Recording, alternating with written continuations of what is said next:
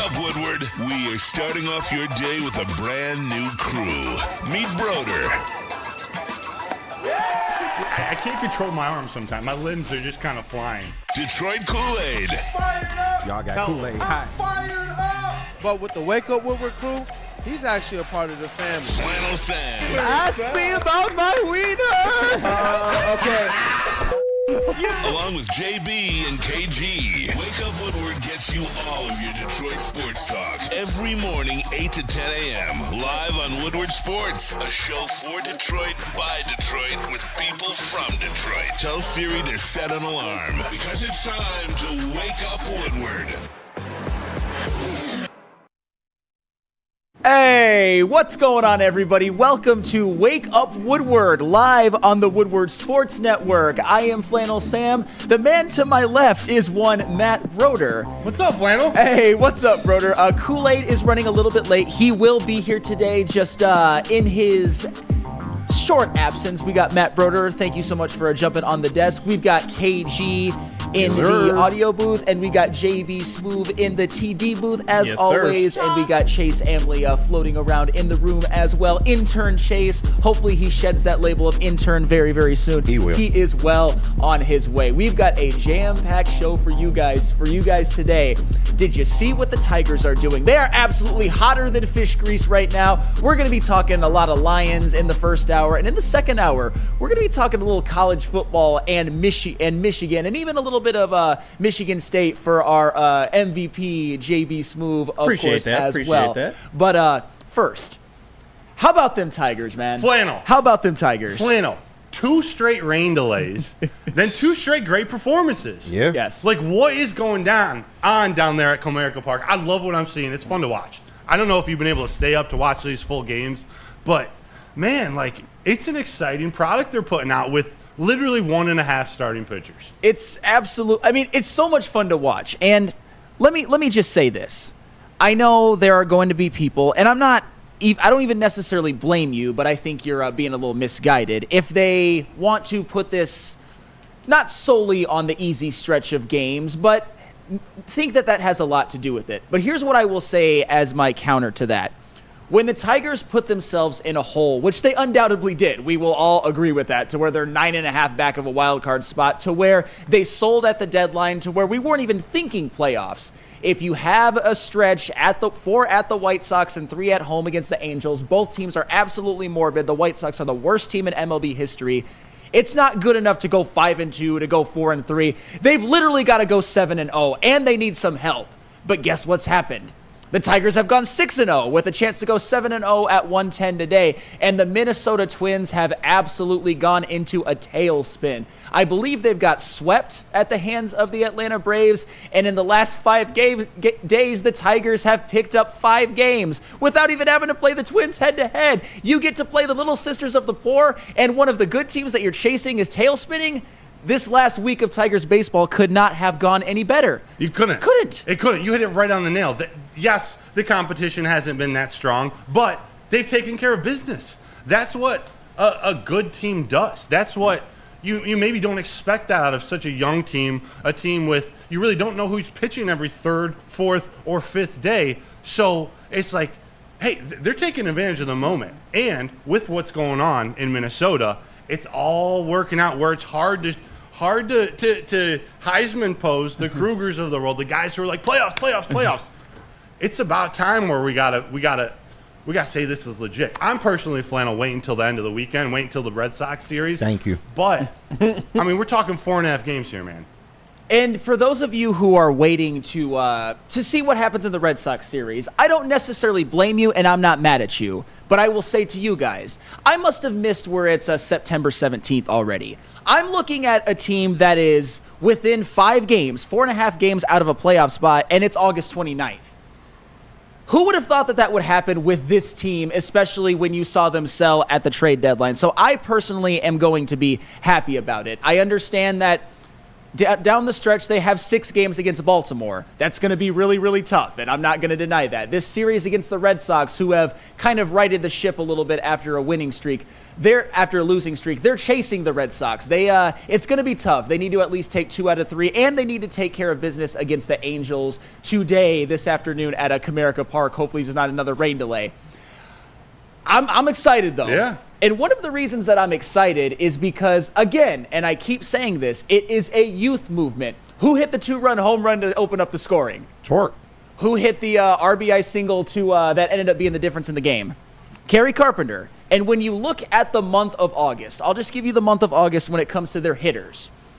One of the issues with this team, at least mid-season, is that for different reasons, Parker Meadows, Spencer Torkelson, and Kerry Carpenter had prolonged absences from the team. Parker Meadows and Spencer Torkelson, it was deserved. Kerry Carpenter was unfortunately due to injury. In the month of August, Parker Meadows has given you a 955 OPS, Kerry Carpenter 1,004, and Spencer Torkelson 1,058.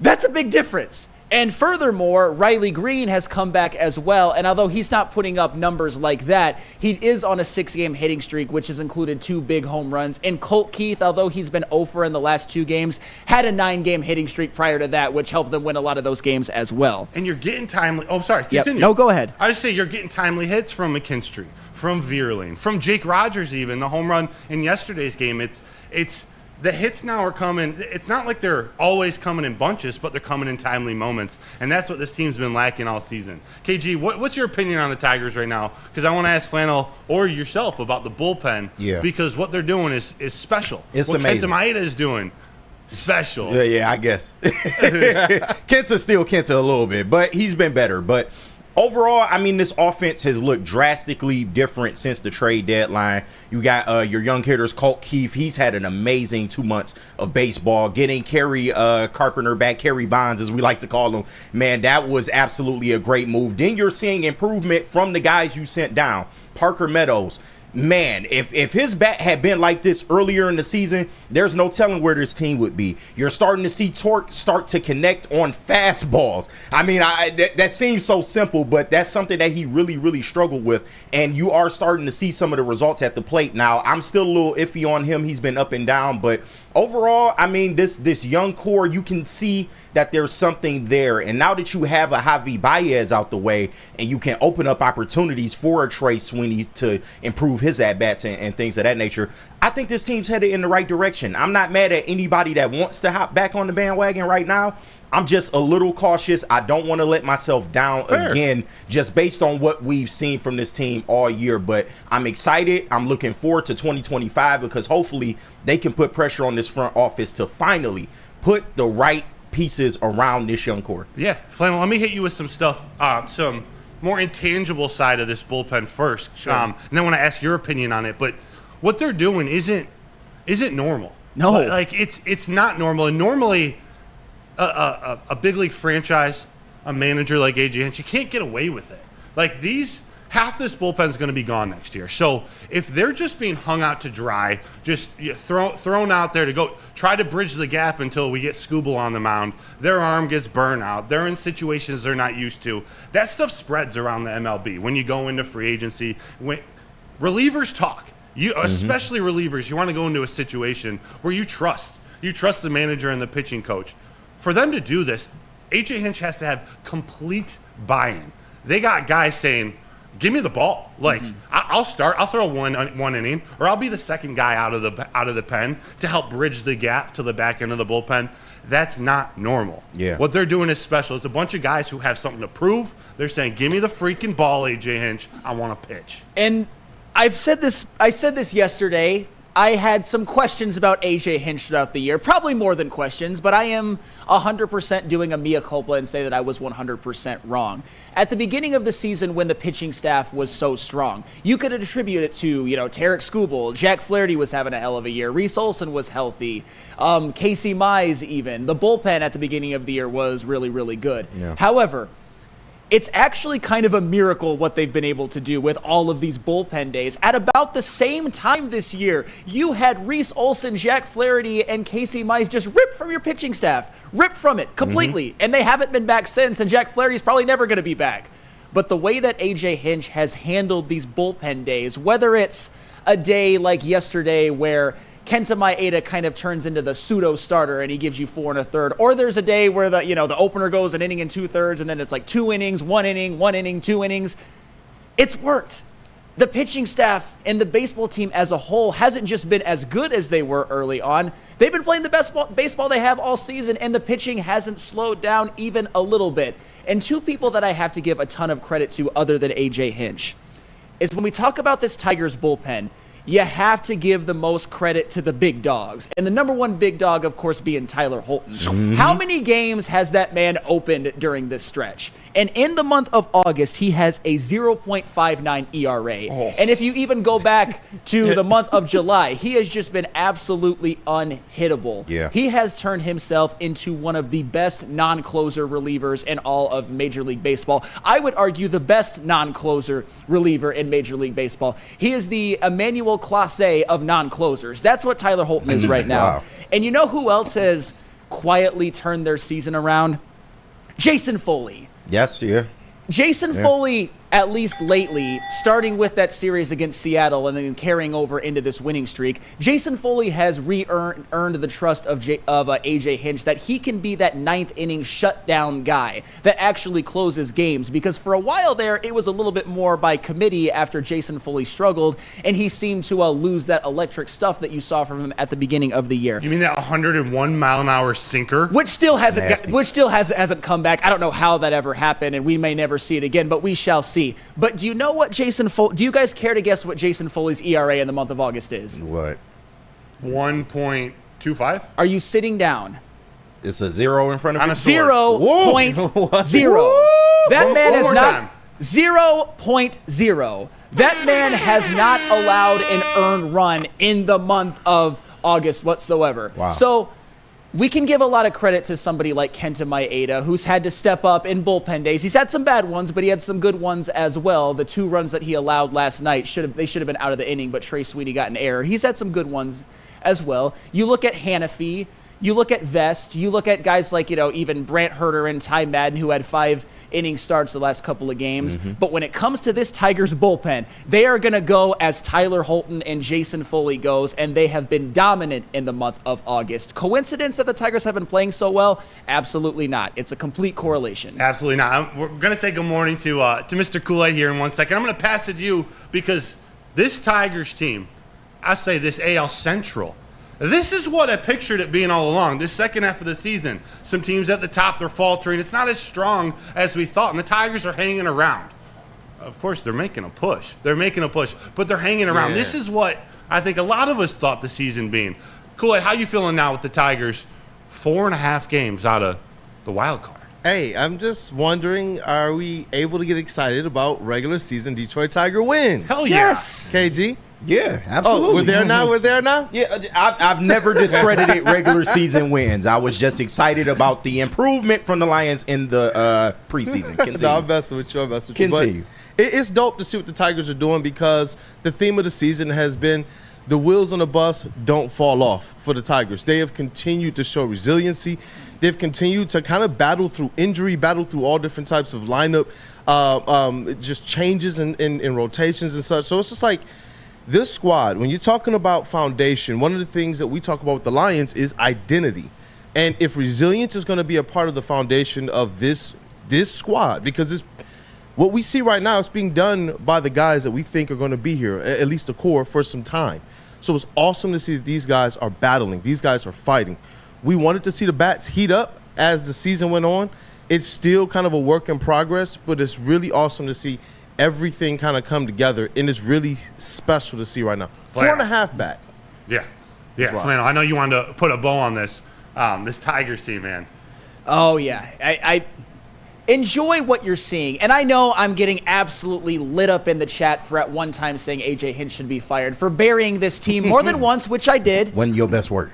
No, of course it's not my best work. And I was wrong about those things. WRONG. So for people who say I don't take accountability, wrong. Egg on this face. I tried to tell you then, but you ain't listen. Well, and also burying the team a couple of times. But a lot of you guys did as well. But no, this is about me. I was wrong. There is egg on this face. But as a fan, as somebody who works at Detroit sports media, it would be irresponsible of me to double and triple down and try to deny reality. What we're seeing is a team that in late August has climbed from 9.5 games back to 4.5 games back in 5 days. A lot. They're on a 6-game winning streak. They have a chance to go 7-0 against the dregs of baseball, but when you're down by that much, you have to go 7-0 in order to stay in the race. And they have a chance to actually do that. So I'm going to be excited. I'm going to be excited about the youth movement. Guys like Parker Meadows, Spencer Torkelson, and Kerry Carpenter being on fire in August. I'm going to be excited about Riley Green coming back. I mean, Riley Green's my favorite player. Obviously, I'm excited about him, but he's on a 6-game hitting streak. He's had a couple of home runs.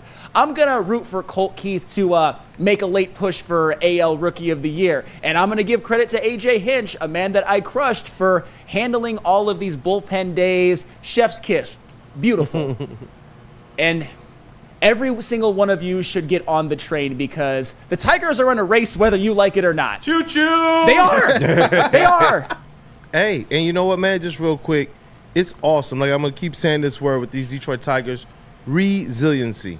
Just like another R word that Broder mentioned, roller coaster. But you mentioned, as all of us did by the end of the season, this team was going to be one that we were going to be like, you know what, we see where they are headed. And you know what? Good times ahead. Let's keep it going. Like, they're in this race. The wheels didn't fall off. They were winning, and they were 9 games back for like 3 or 4 of those games in a row.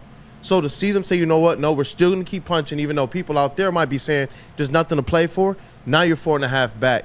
Hey, it's a story now. Let's rock. And I think that this is a good way to end this. This is from Chuck Brewer, my oftentimes friend, sometimes frenemy in the chat. I want to respond to this, though. They also had a week where they went 5-1 earlier where they didn't gain any ground. Things have to go perfect. It's going to be hard. The reason why we're talking about them right now is because in the last 5 days, things have literally been perfect. I acknowledge that they needed to be perfect. They needed a lot of help, and they still need more. But they've put themselves into a position, being only 4.5 games out, to where if they continue to beat up on the teams that they should beat, the White Sox of the world, the Rockies of the world, the A's of the world, and they hold serve against the Orioles, and they maybe take 2 out of 3 from the Royals, I think if that all shapes out, the Tigers might be in. They've put them. They're not 7 out anymore. They're not 8 out anymore. They are 4.5 out because things have literally been perfect. But do you know where you can get the perfect workout every single time? Where, Flannel? That is Planet Fitness, of course. Planet Fitness, it is fitness that fits your budget. You've got 50+ Metro Detroit locations. You've got their great prices, the black card available. You can get any single membership you want, and no matter where you are, there's a Planet Fitness close by. There are more than 50 in Metro Detroit and thousands more throughout the world. At Planet Fitness, you'll experience a squeaky clean gym that has tons of equipment, friendly, knowledgeable staff, and a totally judgment-free atmosphere. Did you know that all Planet Fitness memberships include fitness training for no extra cost? Want all the perks? Upgrade to the PF Black Card and enjoy use of amenities such as unlimited use of the Black Card Spa, featuring hydro massage, massage chairs, and total body enhancement, and more, along with access to over 2,500 locations worldwide and unlimited guest privileges. For more information or to join today, visit your local Planet Fitness or planetfitness.com. Stop searching for a vehicle and start finding one. Les Stanford Chevrolet Cadillac makes it easy. We harness the power of multiple dealerships and own the biggest selection of GM brands in the area to get you the car you need. With the Les Stanford Group, you'll have access to 4 different dealerships, providing you with more makes, more models, and more choices. We're connected to more than 1,000 vehicles, and with so many high-quality CPO vehicles available, you'll find new car quality at pre-owned prices. You can start and end your search at lesstanford.com today.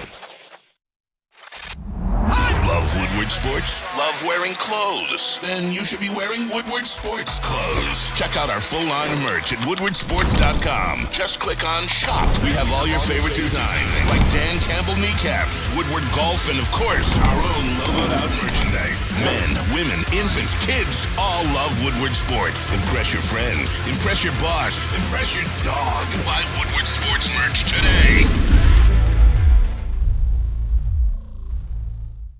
At Planet Fitness, you can get everything you need for just $1 down.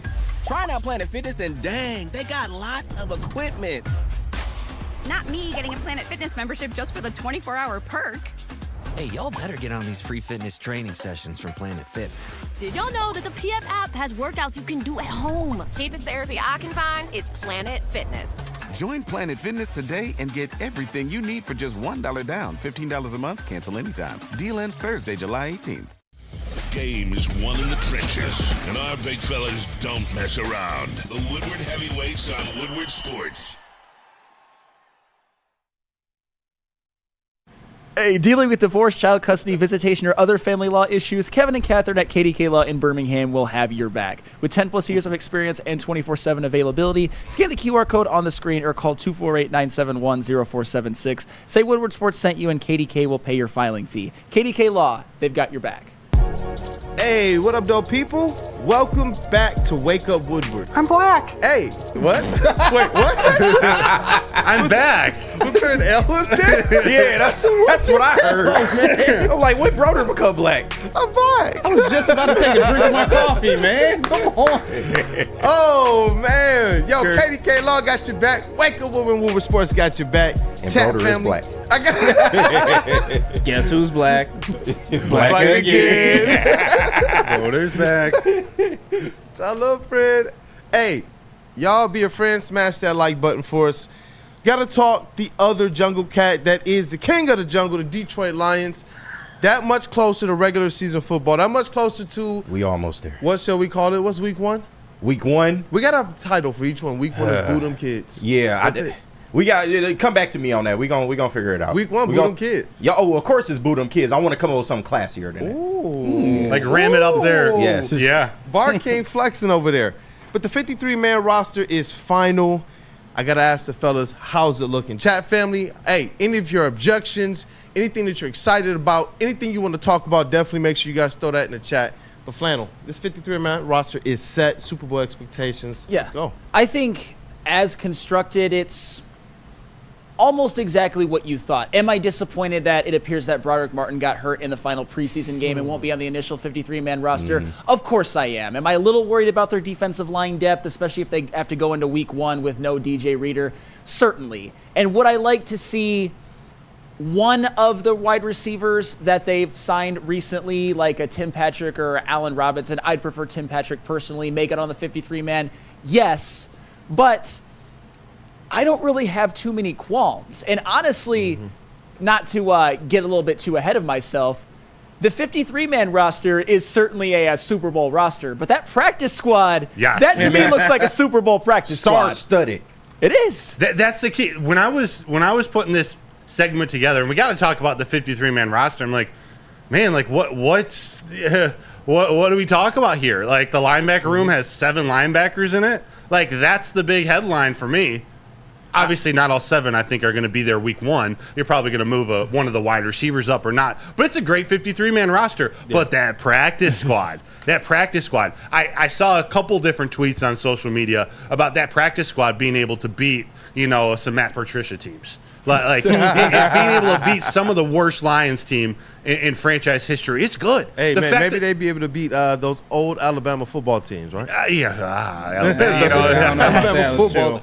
Just the ones that Michigan beat, right? The ones in their down year. Right. No, but the fact that they were able to bring back Mitchell Agude and Isaac Ukwu, the fact that they were able to bring back Shane Zylstra and James Mitchell, they went with Jake. Maybe we should talk about the quarterbacks. They went with Jake Fromm, not Sudfeld or another talented quarterback, a Bailey Zappi or someone around. To me, the practice squad is the news. Yeah. I believe it. I mean, DPJ is back. And it seemed like every player that I saw across social media that fans were kind of sad about that the Lions were moving on from, it seemed like they brought those guys right back to the practice squad. And you saw fans instantly like, let's go. Every single graphic that we got up on socials as they were announcing the players that were hitting the practice squad, people were excited about it. And I think that it shows exactly in 3 years how much it's been the word of the offseason, how much depth Brad Holmes and Dan Campbell have assembled to the point that now we're looking at the practice squad like, yo, the Lions practice squad or the Panthers? Oh, boy. I mean, and I get it, waxing poetic about a practice squad is it's kind of funny to do, but at the same time, off season though, like think about it. What has been all off season? Third string wide receiver, fourth string, this, that, and the other, rotation depth. It's only fitting. I have never seen a practice squad wide receiver room that has accomplished as much in the NFL as Allen Robinson, DPJ, and Tim Patrick has. Seriously. And for the record, there was the one thing that I will maybe criticize some Lions fans about is that when you brought up the name Allen Robinson before he was signed, it was like, that man is so washed. And then when we got him, it's like, hey, he could be wide receiver 3. It's like, okay, come on. But in the case of Allen Robinson, this is a man who's had multiple 1,000-yard seasons. I mean, we as Lions fans, we remember during the Patricia days when he was with the Bears and absolutely cooked the Lions, among other teams. And, of course, I'm excited about Tim Patrick. I think he's the one that's most likely to contribute this season. Donovan Peoples-Jones, got to do better. This has got to be his taste of humble pie. And if he doesn't recover from that, he's probably out of the league. But at least he has a chance to maybe regain that drive and hunger that you saw from him early on in his career in Cleveland. Yeah. Another year, I'm blanking on the number of years in a row the Lions have accomplished it. But another year where a UDFA, in fact, I think there's 3 that made the 53-man roster. Like, that's not normal. I have some words to praise Brad Holmes in the next segment, but what they're able to do finding players, not just in the draft, but in college football, bringing them in and identifying contributors, it's what they're doing special. Well, and I have to give you credit, Broder, because you were on the I saw you put it on social media. You were on the Isaiah Williams train way before I was. But what you would have known about Isaiah Williams, when I dove into him a little bit more, because you made me think when you brought him up back in May at that Feldman show, is that he is somebody that was projected to be drafted in like the 5th or 6th round. He was never meant to go undrafted. He just had a bit of a bad showing at the combine. He was slow, combine speed. But you saw in that preseason, that man's got football speed. He's got a football route tree, I would say, an NFL route tree. He was their best return man, too, and he took an end around. And the fact that he was able to make this team, I think out of all of the receivers that you saw battling for that last spot after the top 3 routed out by Khalif Raymond, he is the one that I think will make Ben Johnson and Jared Goff the most happy. I think he fits in exactly with what they both want to do. And, you said Ben Johnson there. When I think about our coordinators, Ben Johnson, offensive coordinator, Aaron Glenn, defensive coordinator, when I'm looking at the roster, the sense I can make of it is that they're going to be able to get fully in their bag. Knock on wood, as long as his team stays healthy. I'm really excited to see what Aaron Glenn, what steps forward he can take. Because it's not just the players on the field, but I believe in also the coaches, the other positional coaches on that defensive side of the ball too, like a Terrell Williams, like we got KG over there in the sound booth, we already know he's going to be out there coaching these linebackers a little bit later too. I'm gonna do what I can. Double duty. Thank you for your service, bro. Yeah, I appreciate it. But that's what I'm most excited to see is just I know that the offense is going to go out there and do work. I do know that this defense is still going to stop the run, but I want to see exactly how this defense looks behind the defensive line. Like, I have full faith and trust in Aiden Hutchinson, but with some of these improvements they've made and the step forward that we're talking about seeing with Jack Campbell, those are things that I'm really, really excited to see out of Aaron Glenn and how he manipulates that on the field. No, it's really exciting, and I don't really have too many issues with how they rounded out the 53-man on the defensive side of the ball. One thing I will say to kind of circle back to the practice squad, I really like, and I get it, these guys might not contribute the whole year, and that's probably better that they don't, but Mitchell Agude and Isaac Ukwu being on the practice squad and Matthew Betts being shipped back to Canada. And it's no disrespect to Matthew Betts. Go be a CFL Hall of Famer and enjoy your life, because that is a pretty damn good NFL football career. But he's not an NFL player. He's just not. And Isaac Ukwu and Mitchell Agude being young, undrafted players, those are others that might benefit from practicing with guys like Aiden Hutchinson and DJ Reader and Aleem and being coached by Tyrell Williams. So their 53-man and a practice squad combination, they're a 69-man roster. That's I would take that over any 69-man roster in the NFL, no doubt. Yeah. It's one of those things, whether it's the practice squad or this 53-man guys, we're going to see guys on the practice squad who start the season contributing on the field throughout the season. Like, whether it's Agude or Ukwu, which I'm so glad we got them both back. Yep. Like, we still don't necessarily know the pecking order of which Dane Campbell and Brad Holmes thought Agude, Ukwu, and Houston were, but we know Houston would get snatched up immediately if he hit the waiver wire. The fact that he's able to keep all 3, home run. Yep. Absolute home run. And if you have hope in the ones and potential beyond just this season and the players that you have on the practice squad, with a James Houston, I think it does do the Lions the best if you see what you got with him right away, right out the gate. He's been in the league some years, coming back from injury. Just let him loose. And that's why I like the fact that they said, you know what, we're just going to put him back in that position where it's just get after the quarterback.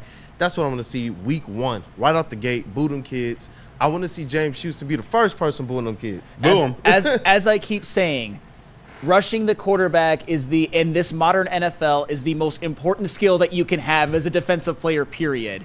And we don't need, and I'm talking about I'm talking about the Lions. The Lions don't need even a guy like, with all due respect, like the Ukwus and the Agudes of the world starting the season, who maybe are a little bit better against the run and maybe are a little bit more well-rounded as far as their skill set, but cannot touch James Houston's ability as a pass rusher, especially since around James Houston, you still have such a great run defense surrounded by people who are really acute and very good at stopping the run, both in guys that you added like Reader and guys that you kept around, like the Jack Campbells of the world, the Brian Branches, the Aidens, the Ali McNeils. I mean, Davenport, too. I forgot about him. When he's healthy and when he's right, he's very good against the run as well. So all James Houston has to do for 10 to 20 snaps a game, see quarterback, kill quarterback. There he goes again. Quarterbacks, beware. Because when Flannel Sam starts doing that, all you got to do is ask my guy Carr. Derek. I'm just saying. Derek. But you know what, man? Just really quickly, Flannel, and I kind of already know the answer to this, but we'll use it as a transition. Will this be Aiden Hutchinson's best season as a pro? Yes. Of course it is. No question. I can tell you about something else that is the best as well. Premier Pet Supply is hands down Michigan's best pet store. They offer you the same prices and all the conveniences of the online and the big box retailers with one major difference. They've been family and locally owned for over 30 plus years. They carry over 60 brands of food and they got nutrition experts to help you. Same day, local curbside and home delivery. Premier Pet Supply, give your pet the best. Visit them online, www.premierpetsupply.com. And you can't forget about the pre-show. Hey, that's right. Absolutely, the pregame show and Woodward in Maine, starring a man who was on this show, Mr. Matt Broder. Picture. They actually gave him a better, more flattering picture today. I can't say the same about Neil and Sean or Terry, but Broder, shout out, take the W. And anyway, Woodward in Maine, where you can see Matt Broder. On game day, Detroit, you're waking up with Woodward in Maine, your source for all the insider information on the defending NFC North champion, Detroit Lions, with insight from Detroit sports media legend Terry Foster and rising star Matt Broder. Get ready, Detroit, every game day, 8 to 9 a.m., Woodward in Maine. And after you watch Woodward in Maine, watch the pregame show with Sean Belizean and Neil Rule. Who wouldn't want to take Lions information coming from these two handsome men right there? They're great at what they do, though, for real. And it's sponsored by Sabbath Coffee and Tullamore Dew Irish Whiskey. Every game day, Neil Rule and Sean Belizean bring you the best Lions pregame show, Sunday 10 a.m. to noon on Woodward Sports, giving you all the up-to-date injury reports, fantasy sit and starts, and Detroit Lions knowledge, delivering it as only Neil and Sean can. Join us for every home game live at Second Best Bar in Detroit, your official guide to Lions game day on Detroit's #1 sports network, Woodward Sports. Hey, T-Foss look like. Braylon there with your Premier Pet Supply, man. Just looking around, who's got it better than pets?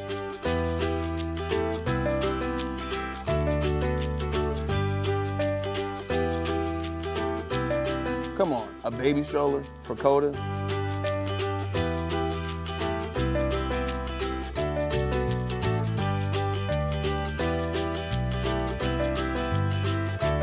A chef for Lola, really?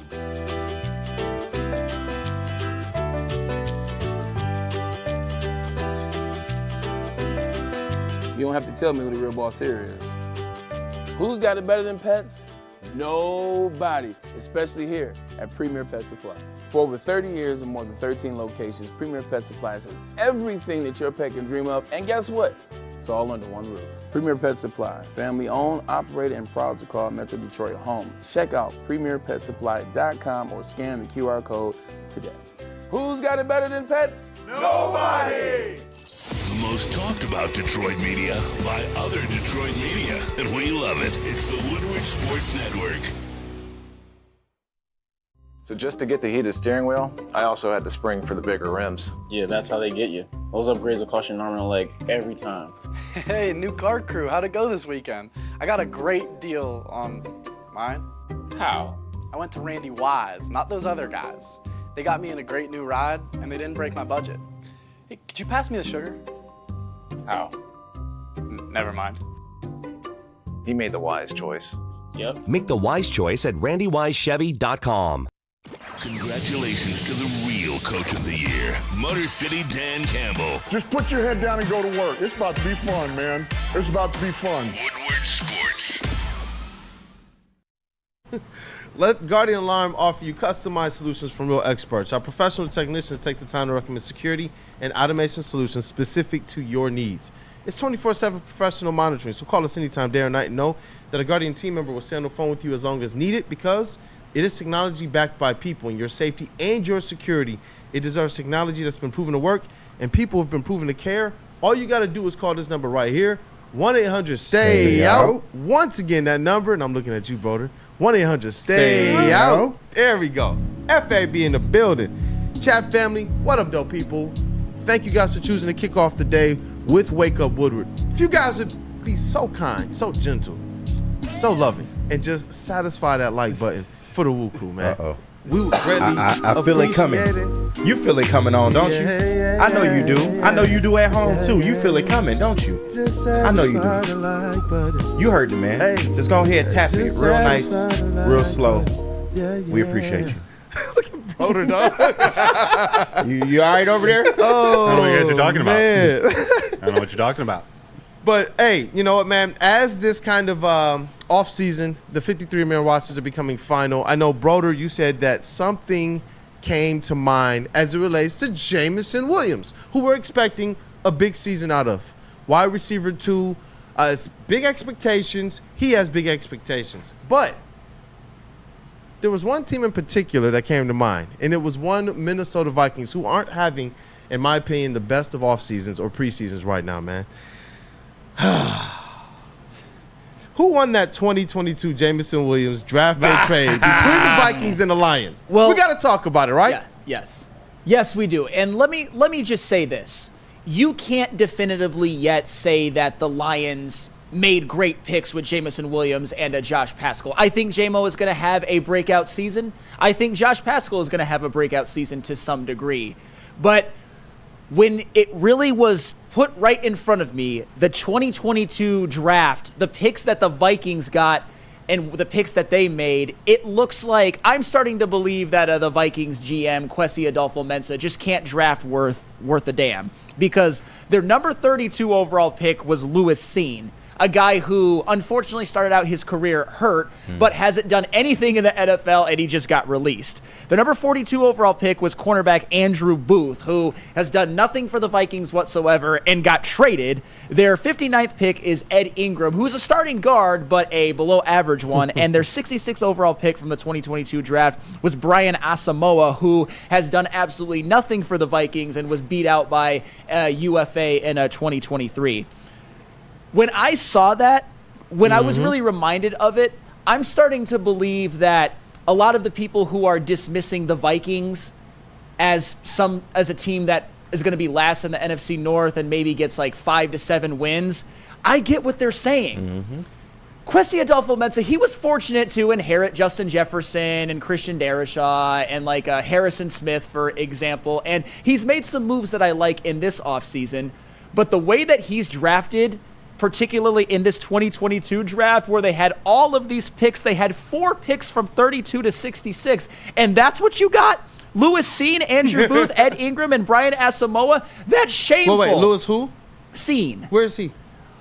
He got hurt, and he got hurt in his rookie year, but he's off the team. He's done. Man. He's done. He's on the Jets practice squad now. He's on the Jets. He's on the Jets practice squad. There was hype around him when he got drafted, too. So There was, and it's just, I'm starting to think that Kwesi Adolfo-Mensah just has no idea what he's doing. And Broder, because I want to throw it to you, you had questions about the draft that they just had. You were the one who next day said, I think the Vikings had a crappy draft.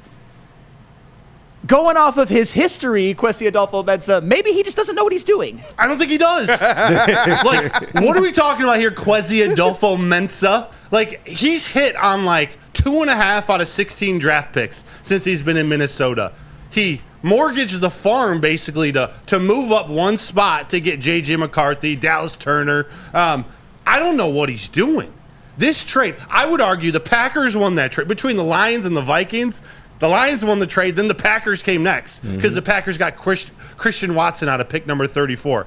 But he hasn't done anything. If not for Kevin O'Connell, if not for inheriting Justin Jefferson, this Vikings team might be a joke. Yeah. Might be a joke. And when you compare it to Brad Holmes, when you compare it to what Brad Holmes has done, we're talking last year. Lewis seen their first-round pick, not even on the team anymore. Yeah. Andrew Booth, the second pick in that, already traded for a third-round pick, Nashawn Wright, who was already waived by the Vikings and brought back to their practice squad.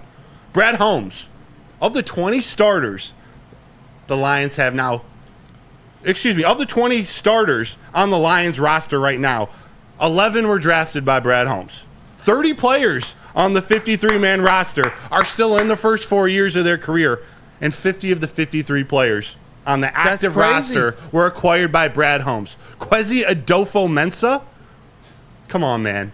Yeah, and That's crazy. Well, yeah, and this is where I don't even know if I want to say here. Let me just, because I'm gonna give a little bit of grace, but I'm also going to highlight the situation that he walked into. It just depends on the picks that he missed. With the Lewis Cine one, he is very, very lucky that he inherited Cameron Bynum and Josh Metellus, two safeties who were lower round picks by the previous regime and have turned out to be good players.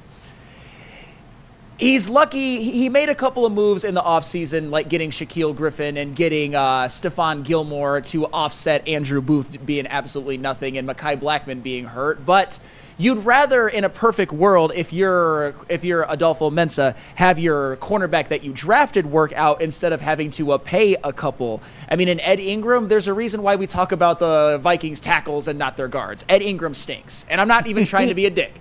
Some offensive linemen just aren't good, and Ed Ingram is one of them. And Brian Asamoah, again, he's a nothing of a player. Ivan Pace beat him out. They went and paid Brian Cashman, which were good moves, but they're good moves that were a necessity because of the Brian Asamoah pick being an absolute disaster. And all of these 4 picks being an absolute disaster. And as you said, the Packers got more out of their one player, Christian Watson, than the Vikings did from their 4. And it's not close. It's not close. It's not close at all.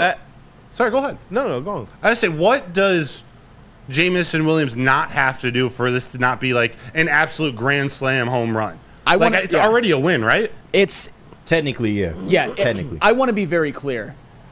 I think that when we look back at this trade, even though I've been called like the biggest Jamo hater, and I don't blame you for that, it's going to be looked at as a massive win for the Detroit Lions, no doubt about it. Because Jamo's about to have a breakout season, and for the record, I've been critical of Jameson Williams. I've been more critical of his fans, but we did see him have a great game in the NFC Championship. We did see him make big splash plays down the stretch. More important splash plays than we ever saw from any of these Vikings guys, without a shadow of a doubt. But I don't blame you, though. I don't blame you one bit for saying, you know what, I need to see something first. Because when Jameson Williams was taken, this was before we knew at all what this organization or this regime was going to be.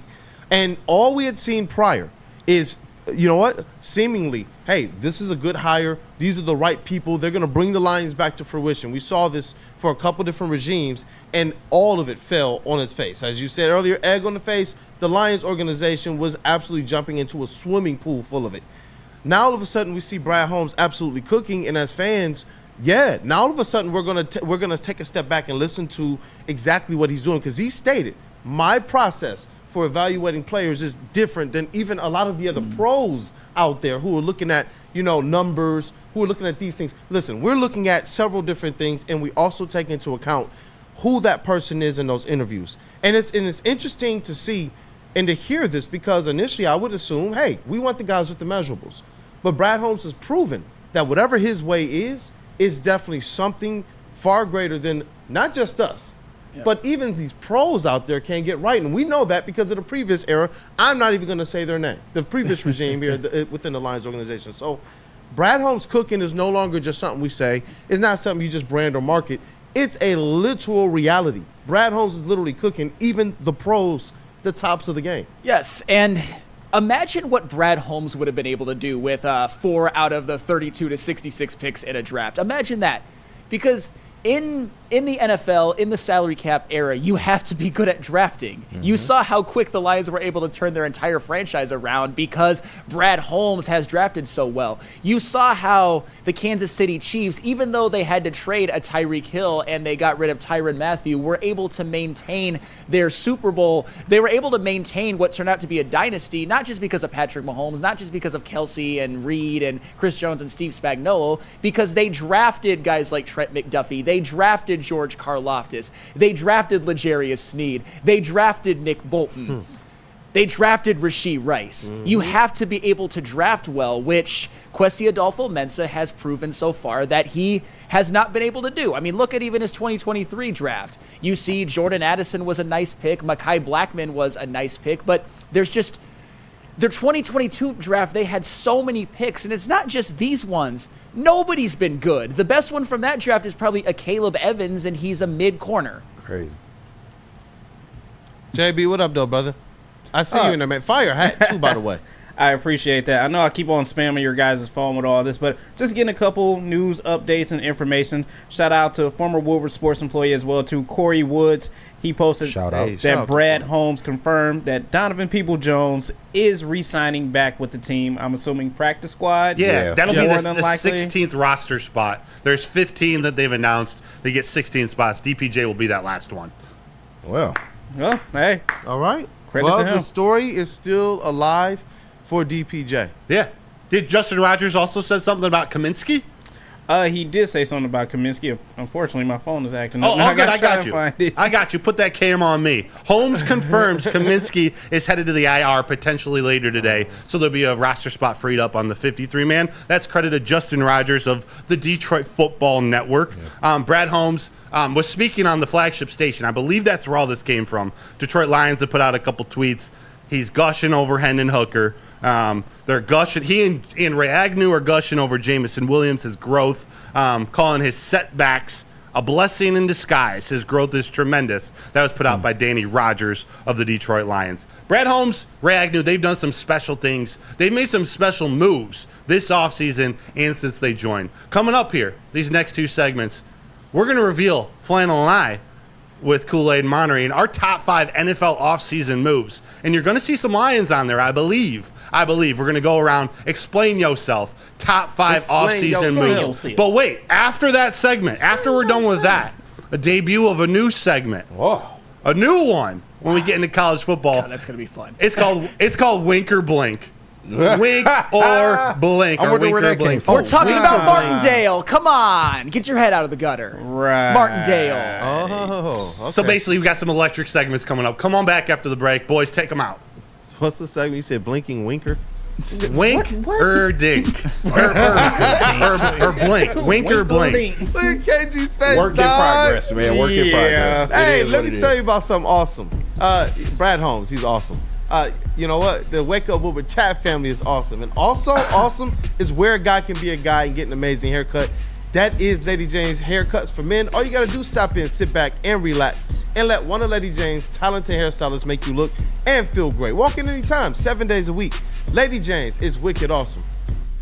So just to get the heated steering wheel, I also had the spring for the bigger rims. Yeah, that's how they get you. Those upgrades will cost you an arm and a leg every time. Hey, new car crew, how'd it go this weekend? I got a great deal on mine. How? I went to Randy Wise, not those other guys. They got me in a great new ride, and they didn't break my budget. Hey, could you pass me the sugar? How? Never mind. He made the wise choice. Yep. Make the wise choice at randywisechevy.com. It's bear hunting season, and Dan Campbell is hungry for some kneecaps. If you can just get a hold of them and you start dragging their ass out to the deep, dark abyss, you can drown them. The Kings of the North are back for another year of the brand new Lions. Make sure you're locked in to Detroit's #1 sports network for all the news and info on your Detroit Lions. Woodward Sports, let's go. At Planet Fitness, you can get everything you need for just $1 down. Try out Planet Fitness and dang, they got lots of equipment. Not me getting a Planet Fitness membership just for the 24-hour perk. Hey, y'all better get on these free fitness training sessions from Planet Fitness. Did y'all know that the PF app has workouts you can do at home? Cheapest therapy I can find is Planet Fitness. Join Planet Fitness today and get everything you need for just $1 down, $15 a month, cancel anytime. Deal ends Thursday, July 18th. Thank you to all the fans for making Woodward Sports your #1 online destination for Detroit sports. We promise not to drop the ball. Attention sports fans, don't miss out on expert sports injury insights with Dr. Jeff Pierce of Michigan Sports and Spine. You can catch him, Dr. Pierce, every Tuesday during Big D Energy and every Thursday on Armani and Edwards, where he's offering top-notch injury advice. Trust the guy that DMAC trusts. Dr. Jeff Pierce is here to keep you in the game and performing at your best. For more information, visit MichiganSportsAndSpine.com or call 248-426-9944. And we are back. What up, though, people? Is Wake Up Woodward. Thank you guys for kicking off the day with the WUW Crew. Hey, shout out to that dude, Justin. I know he's headed back to school. He's still holding down the duties. Shout out to intern Chase as well. And in studio, the elite booth, Detroit's #1 draft pick in the sound booth, that is KG. We got JB Smooth, Woodward Sports MVP in the TD booth. Our credential Tigers and our Lions reporter and writer for Network, Matthew Broder, vet of the squad, Fennel Sam. It's your boy, Detroit Kool-Aid. Cover Pistons right here. And you know what, Broder, you said something in that last segment just before we have you guys kind of whip out your mocks, your top fives. Okay. You know what I'm saying? You know what I'm saying? You said that the Lions are going to have a roster spot opening up. And the question here is, according to you guys, how do you believe the Lions are going to fill that roster spot? Are they going free agency? Is it one of these players that, you know, a lot of fans were looking at, hoping to make the 53-man roster? They're not on the practice squad. What's the strategy here? See, you know what? I've got one that's a little bit off the board. If it were me, I would round out the 53-man roster, not even with Tim Patrick. I would do it with Kyle Peko. I'm a little bit worried about the potential depth of the defensive line for the earlier games, especially if DJ Reader doesn't play in week 1. I mean, there's no Kaminsky, there's no Broderick Martin, there's no Kyle Peko on this initial 53-man roster. You better hope at this point that Mekhi Wingo is a revelation, everybody's healthy, and Levi Onwuzurike breaks out. All of that may be true, but I would like a little insurance with a veteran who did have his best season when he was in Tennessee, and Tyrell Williams was his defensive line coach. That's a good one. For whatever reason, that flew over my head too. I was thinking maybe edge rusher, Ukwu or Agude, or wide receiver. Bring up either Tim Patrick or Allen Robinson. My gut right now at this moment is leaning towards Tim Patrick, but it could be any of those guys. Kool-Aid, KG, JB. I think it's Ukwu because it's John Kaminsky who played primarily on the edge, behind Aiden Hutchinson. I think you just replace him with Ukwu, man, and let's see what we have in him. He won't be a primary guy. He'll be, coming off the bench in a reserve role, but they need as much edge rush help as they can get, and that way you can give Aiden Hutchinson some breathers throughout the game. But I personally would like to see Ukwu. I don't mind that either, but I think I'm sticking with Broder on this one. Give me Tim Patrick. I just want that blanket, that security at wide receiver that I know I have if I can move him either to a 3 or a 4. I know wide receiver 3 is probably going to be a combination, but honestly, it's just nice having that security back there, that consistency that he'll have. Hey, you know what? Hey, let's try and get a poll up there. What position group do the Chat family believe needs to take that final 53 spot? I think that would be pretty dope. What do we got? Wide receiver. We got edge rush. Yeah. What's another one? Interior defensive line. Yeah. Let's definitely get that poll up there. But it's time for you guys. I'm looking at you, vet of the squad. Hey. And Mr. Broder, our credentialed Tigers reporter and writer. It's time for y'all to explain yourselves, man. Oh, yes. Myself and Matt Broder made a list of the top 5 off-season moves in terms of individual moves that any NFL team could have made. And you know what? Let's start with my flawless list that nobody will be able to poke holes in. JB Smooth. Freddie Polo. And just to be clear, it could be any move, a draft pick, a free agent signing, trade, coach hiring, whatever you want. And I looked at it more in terms of teams acquiring players. I didn't put anybody signing. And unfortunately, I don't have a Lion, but I'll explain myself at the end. At number 5, I have Danielle Hunter to Houston. what they could create with Daniil Hunter on one side and maybe a future defensive player of the year type and Will Anderson going after quarterbacks, that's something that I think is going to be even more deadly than what Grenard and Will Anderson had last year. They lost Grenard, they brought in a slight upgrade, and Will Anderson is going to improve. Daniil Hunter is going to be huge for them. At number 4, I have Xavier McKinney to the Packers. He low-key, you could say Antoine Winfield, you could say Jesse Bates, but Xavier McKinney has a claim that he was actually the best safety in the NFL last year for the New York Giants. And what the value that he's going to bring to the Packers is, A, they needed somebody in that secondary room. I like Jair Alexander, but it was before Xavier McKinney. It was Jair Alexander, Eric Stokes, Keyshawn Nixon, a rookie, a lot of question marks. What Xavier McKinney will bring, especially to this Packers team in this division, is the tight ends that he's going to have to face. He's a guy that was arguably the best cover safety in the NFL last year. He can cover, you can leave him on Laporta one-on-one, or Cole Kmet, or TJ Hawkinson when he comes back. He also played a lot of snaps in the slot as well, especially you're going to need him against the wide receiver cores like the Chicago Bears, who've got a couple of Pro Bowlers in Rome Odunze, and even the Lions, who've got an interesting group of a lot of slot receivers. That's where Xavier McKinney is going to earn his money, and even against a guy like Jordan Addison. And oh, by the way, Xavier McKinney had almost 120 tackles last year. At number 3, I've got Stephon Diggs to the Houston Texans.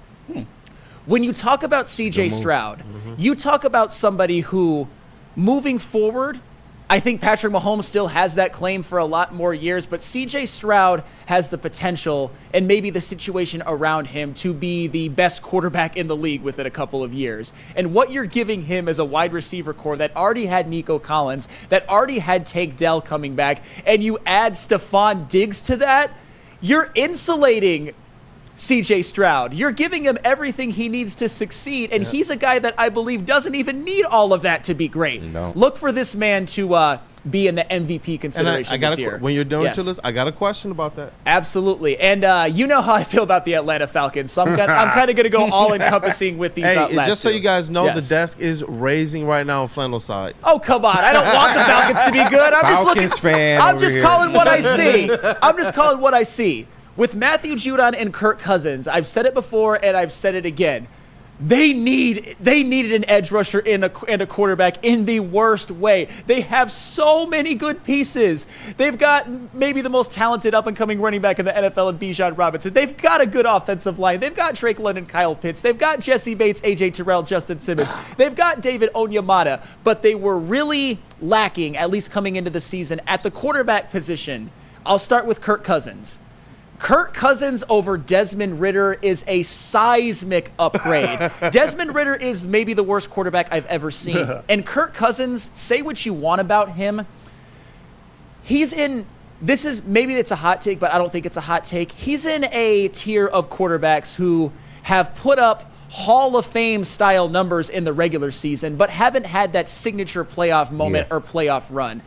Or primetime. Sure, but what Kirk Cousins provides in this situation is such an extreme upgrade over Desmond Ridder, and he's going to make Drake London and Kyle Pitts happier. I think he's going to make things easier on Bijan Robinson, and Arthur Smith isn't the coach anymore.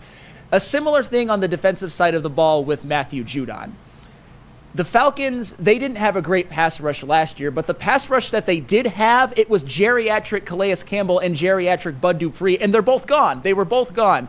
They needed a Matthew Judon in the worst way to round out that defense and give them a pretty formidable defensive line if you count Matthew Judon, Grady Jarrett, and a David Onyemata. They needed a guy who just goes and gets quarterbacks, and he's also a pretty good, complete defensive end as well. Kirk Cousins and Matthew Judon were the missing pieces to the Falcons winning that division and maybe challenging for the 1 seed in the NFC. Ooh. And I was just about to say, look, I know how you feel about these Falcons this year. You've been talking about them even before they kind of went on this spree as a team to probably keep an eye on. Yeah. And then when they kind of went and made some of these other additions and re-signings and such, you're like, oh, yeah, definitely. They're making me look good. And I got to admit, the Falcons are looking a lot more tough than when we were first kind of pandering about what the Lions are going to be. But there's two teams on here. I don't really care about Green Bay. FT P. You guys can throw that up in the chat. I don't really care. But Houston Texans and Atlanta Falcons are two teams that I believe the Detroit Lions have a potential to meet in the playoffs or Super Bowl. Yeah. Which team do you believe helped themselves the most with their quest for getting there? The Falcons or the Texans? God damn. Gotta be the Texans, right? That's what I'm thinking. Like the Texans are already established, so yeah. No, see, But- I think it's the Falcons, and here's why. You're sold on the Falcons. No. Let me explain.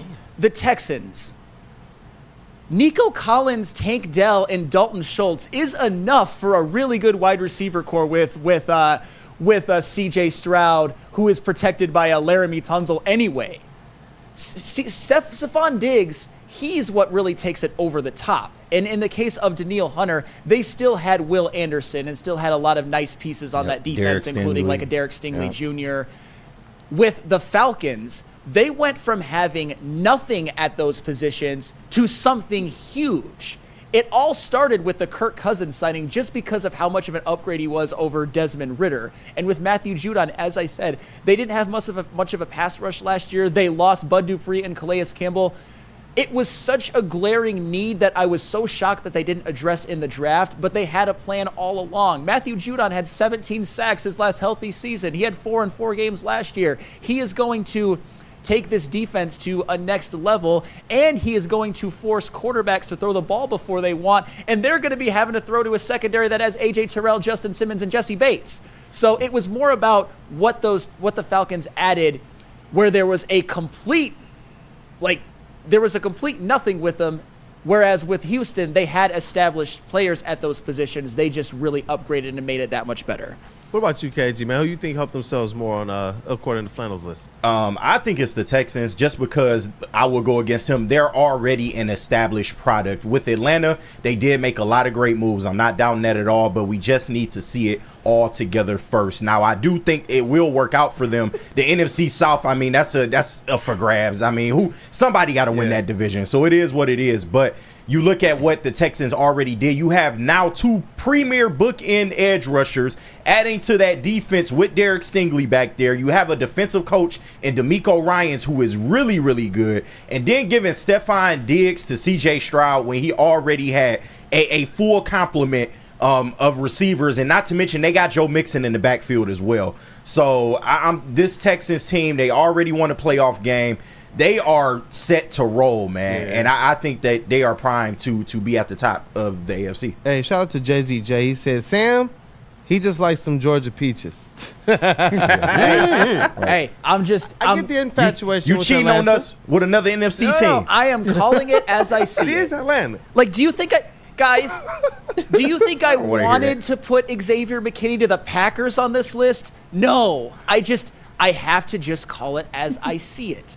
Moves like not having a pass rush would have prevented the Falcons from achieving what they wanted to achieve. Same with the quarterback position, and they got it done. Is it going to work to where they win a Super Bowl? Who knows? But we're talking about Desmond Ridder. We're talking about Desmond Ridder. Yes. Where is he at right now? Someone's practice squad. Somebody's practice squad. I thought I saw him working at Roast the other day. Seriously. Hey, Birmingham Roast, go there to get your coffee and your and your food. But you get what I'm saying. It's Desmond Ridder to a Kirk Cousins who puts up Hall of Fame regular season numbers. That's a big difference. A big difference for the weapons who were probably pulling their hair out last season. If you're Kyle Pitts, you probably wanted to die at some point. Not anymore. Kirk Cousins is your quarterback nirvana. That's what Kirk Cousins is compared to Desmond Ridder. Such a big difference that they drafted Michael Penix as well. But Kirk Cousins is the long-term solution. What am I hearing right now? Desmond Ridder got released from Birmingham Roast because he had a hard time handing off to the. Oh my goodness! Oh, seriously, you know what? Braylon got into an argument with one of the Birmingham Roast people. It's probably him. It's probably him. Exactly. It was probably him. Because you know what they do? They're supposed to deliver the food from Birmingham Roast. We know, we've seen this on E&E. They bring the food here. Desmond Ridder had a hard time delivering to the wide receiver. They made a call to Jesse. You know. You know what? I am actually very excited to see Matt Broder's list, and I want to get to that when we come back. Yeah, it's one I felt was missing off of your list, but we'll see. We'll see what Broder's any list honorable mentions? DJ Reader. Yeah, he had the DJ Reader. DJ Reader to the Lions, which is I was going to ask you about that too. Well, I don't. It's not like a top 3. Yeah. I would put it 5 personally on my list, but you put it as honorable mention. I gave you such a tough list to crack, though. Such tough. And with the Lions, they didn't have as far to go. True, but and that's the type of addition he is. Just what he can do for Aiden Hutchinson. I feel like that in itself, elevates that move. I can assure you that it ate me up inside that I couldn't have DJ Reader on this list. I promise you. I was painting. It's not a bad list at all. You did great. Appreciate it. When we go to break. Oh, go ahead. I was just going to mention, since we brought up Desmond Ridder. Anyway, I don't know if you guys know, but he is in a DoorDash commercial. So next stop, DoorDash, baby. Hold on, Next are stop. you serious? I am You dead can't make serious. this up? I'm dead serious. He is in a food DoorDash commercial. delivery. Before he got released, he did this before he got released. Yeah, this was last year, wasn't it? You can't make it this literally up, just dog. came out, so not too long ago. Oh, damn. Chat, while we're at break, put in some of your top moves of the offseason, even some underrated ones. After I reveal my list, we'll read off some of them. Like Joe Mixon didn't make my list, but that could be an underrated one for the Texans. There's a handful out there. Let us know in the chat, but I'll reveal mine when we come back. Oh, my goodness, man. Hey, let me tell you guys about Swiss Insurance. We're talking about these top 5 lists that these NFL teams did to try and ensure that they can get to the top. But now more than ever, it is critical for you to have your insurance reviewed. Swiss Insurance to make sure that your current carrier is not slipping in anything extra, especially not any fees or raising those deductibles. All you got to do is call Mark at Swiss Insurance today. That number, 313-530-1698, or visit them online, SwissINS.com, and let them know that WUW Sports sent you. At Planet Fitness, you can get everything you need for just $1 down. Try out Planet Fitness and dang, they got lots of equipment. Not me getting a Planet Fitness membership just for the 24-hour perk. Hey, y'all better get on these free fitness training sessions from Planet Fitness. Did y'all know that the PF app has workouts you can do at home? Cheapest therapy I can find is Planet Fitness. Join Planet Fitness today and get everything you need for just $1 down. $15 a month, cancel anytime. Deal ends Thursday, July 18th. The countdown to kickoff is here. Your Detroit Lions are ready for another season of grit. Woodward Sports is your #1 destination for all breaking news and Lions coverage. We are Detroit's #1 sports network. We are Woodward Sports. Stop searching for a vehicle and start finding one. Les Stanford Chevrolet Cadillac makes it easy. We harness the power of multiple dealerships and own the biggest selection of GM brands in the area to get you the car you need. With the Les Stanford Group, you'll have access to 4 different dealerships, providing you with more makes, more models, and more choices. We're connected to more than 1,000 vehicles, and with so many high-quality CPO vehicles available, you'll find new car quality at pre-owned prices. You can start and end your search at lesstanford.com today. Did somebody say merge? Kool-Aid ain't here for that sign shirt. See, he's not here for that sign shirt. Of course, he didn't want to show up for this one. But look, head over to WoodwardSports.com, click on that shop tab. New designs are dropping every single week. We got rid of the Detroit sign shirt for you because you know we had to bring in the hashtag Boo Them Kids that you should be wearing for game 1 down at Ford Field. You also got the Stoke Not Scared, and you can't forget about the Tigers as well either. You might even have to get KG one of these right now. I think he's hopping back on the bandwagon. What you think? Yeah, I never got off, but you know, it is what it is. See, back on the bandwagon here at WoodwardSports.com. Click on that shop tab.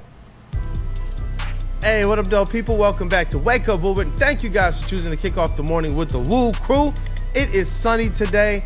Hopefully, you guys out there, if you don't have power, hoping that you guys will find a ways to survive, man, and that you get your power back.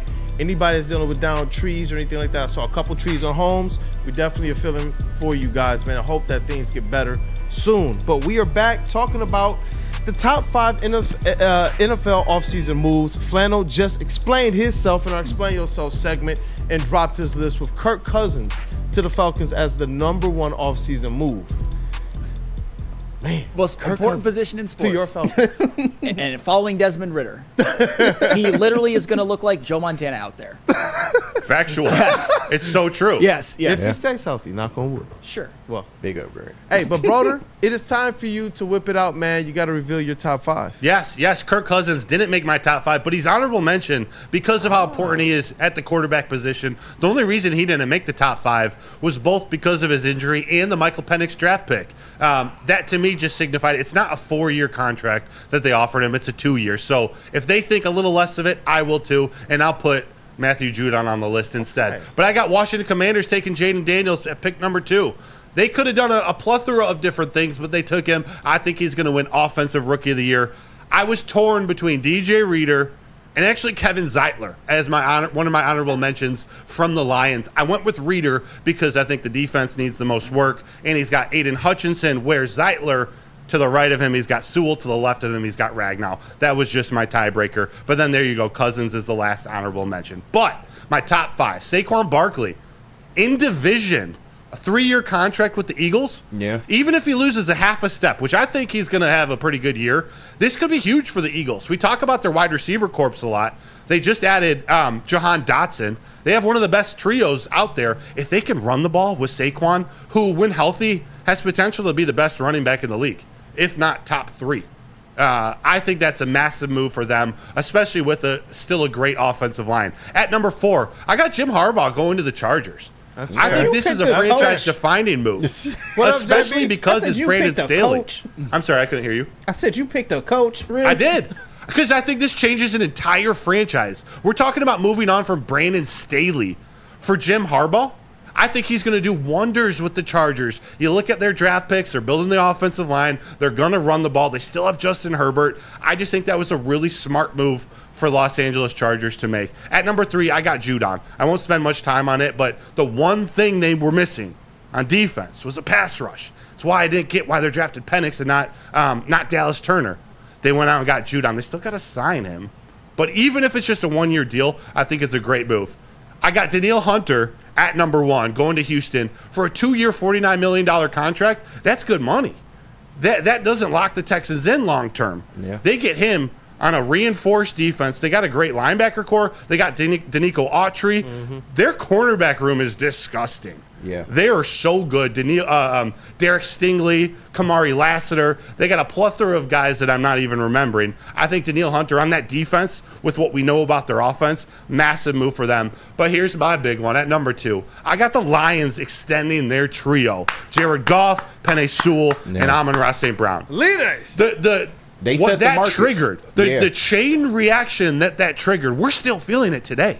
I put like this it as can almost be one. Real number quick, I 1. put this as one move because to get all 3 done before all these other contracts are taken care of, Jared Goff completely affected the quarterback market. Even Easy just reminded us all, he's now below the 12% mark, whatever that means, and their cap space. No, his contract is less than 12% of the Lions' cap. Trent Williams is still holding out. Brandon Ayuk. CeeDee Lamb had his contract mess. The chain reaction that led to, I think, honestly, it could be number 1. Maybe the only reason I didn't put it number 1 was to not be labeled a homer. But, man, getting that done was one of the best. They were the best 3 moves of the offseason. Hey, I agree, bro. I think that one definitely has an argument or a conversation to be made to be number 1, especially for, like you said, kind of the seismic activity that is sent off in the free agency market, as well as other teams that were looking to re-up with their current squads and say, hey, look, you're going to have to lock me in. See what Amon-Ra just got? Instantly went from, like, top paid to, what, number 5? Yeah, Jared Goff got paid, and then instantly that contract went down the ranks. It certainly has an argument for number 1. It probably should have been on my list. It was kind of like how do you want it when it comes to off-season moves. But it certainly – you could put it at 1, you could put it at 2. It's got to be on the list. You've got your cornerstones locked up for a very, very long time, and I trust Brad Holmes to continue to build around them on top of what he's already built around them. But I want to address number 4 on this. Remember what I said about Kirk Cousins filling in, taking Desmond Ritter's spot? Seismic. See number 4 on this list. Yeah. Did you know that the other hire at Birmingham Roast new one is Brandon Staley? Yeah. Brandon Staley was an absolute buffoon as a head coach for the Chargers, and that's why I've always been higher on Justin Herbert than some. It wasn't. I mean, Justin Herbert, there was a lot around him on the team that didn't even include a Brandon Staley that has affected him, but Brandon Staley as his head coach, that's going from Brandon Staley to Jim Harbaugh. Jim Harbaugh is going to look like Vince Lombardi out there. Seriously. Yeah. And I'm looking at that Saquon Barkley to Philly just because of the implications that it has in the NFC. And obviously, Philly is a team last year that had high expectations. We were told from the beginning of the season that the Lions were not on their level. We know how things panned out, but some injury concerns and issues had to deal with why Philly also didn't get where they had to get. And elevating one Matt Patricia late in the season, that's always going to have a pretty bad effect on your organization. We know from prior history.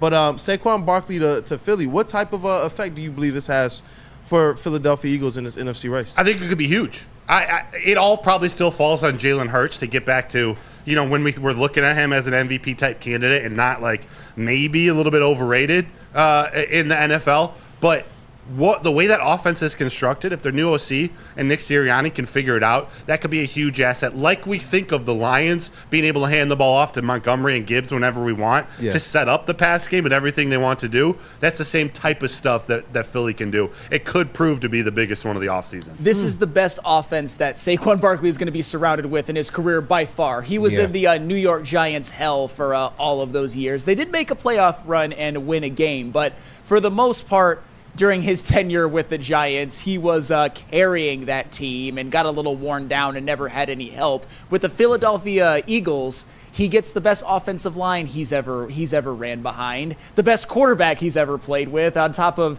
having the weapons like Devontae Smith and A.J. Brown to take some attention from Saquon Barkley.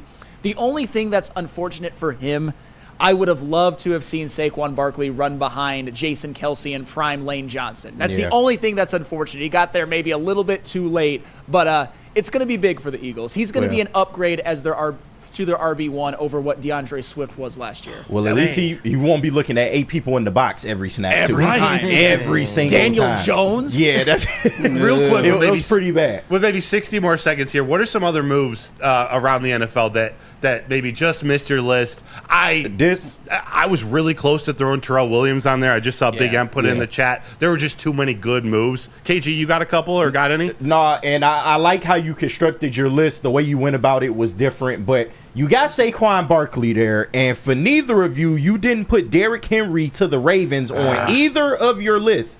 It was close. To me, that puts the Ravens over the top if he can stay healthy, man. Like, that is a seismic move. He's still a very, very productive back in this league. That is a great one. No, seriously, that's a great one. That's one that I wouldn't take off anybody that I had, but if there was a top 10, he'd be fighting with like DJ Reader for 6, 7, and I might even put Derrick Henry above. And what this has done for me, at least inspired, is now all of a sudden I'm thinking about, who are like the top 5 threats to the Lions, and what were their top 5 moves to help bolster them in the Super Bowl window, man. Like, I can't wait to dive deep. But that's what I'm saying. Hasn't it? It feels like, at least from my perspective, there's a lot more to think about. When we're talking about all the Lions' schedule and whatnot, I don't hear a lot of people talk about the threat that Philly could be, and nobody was talking about the threat that Atlanta could be 3 weeks ago.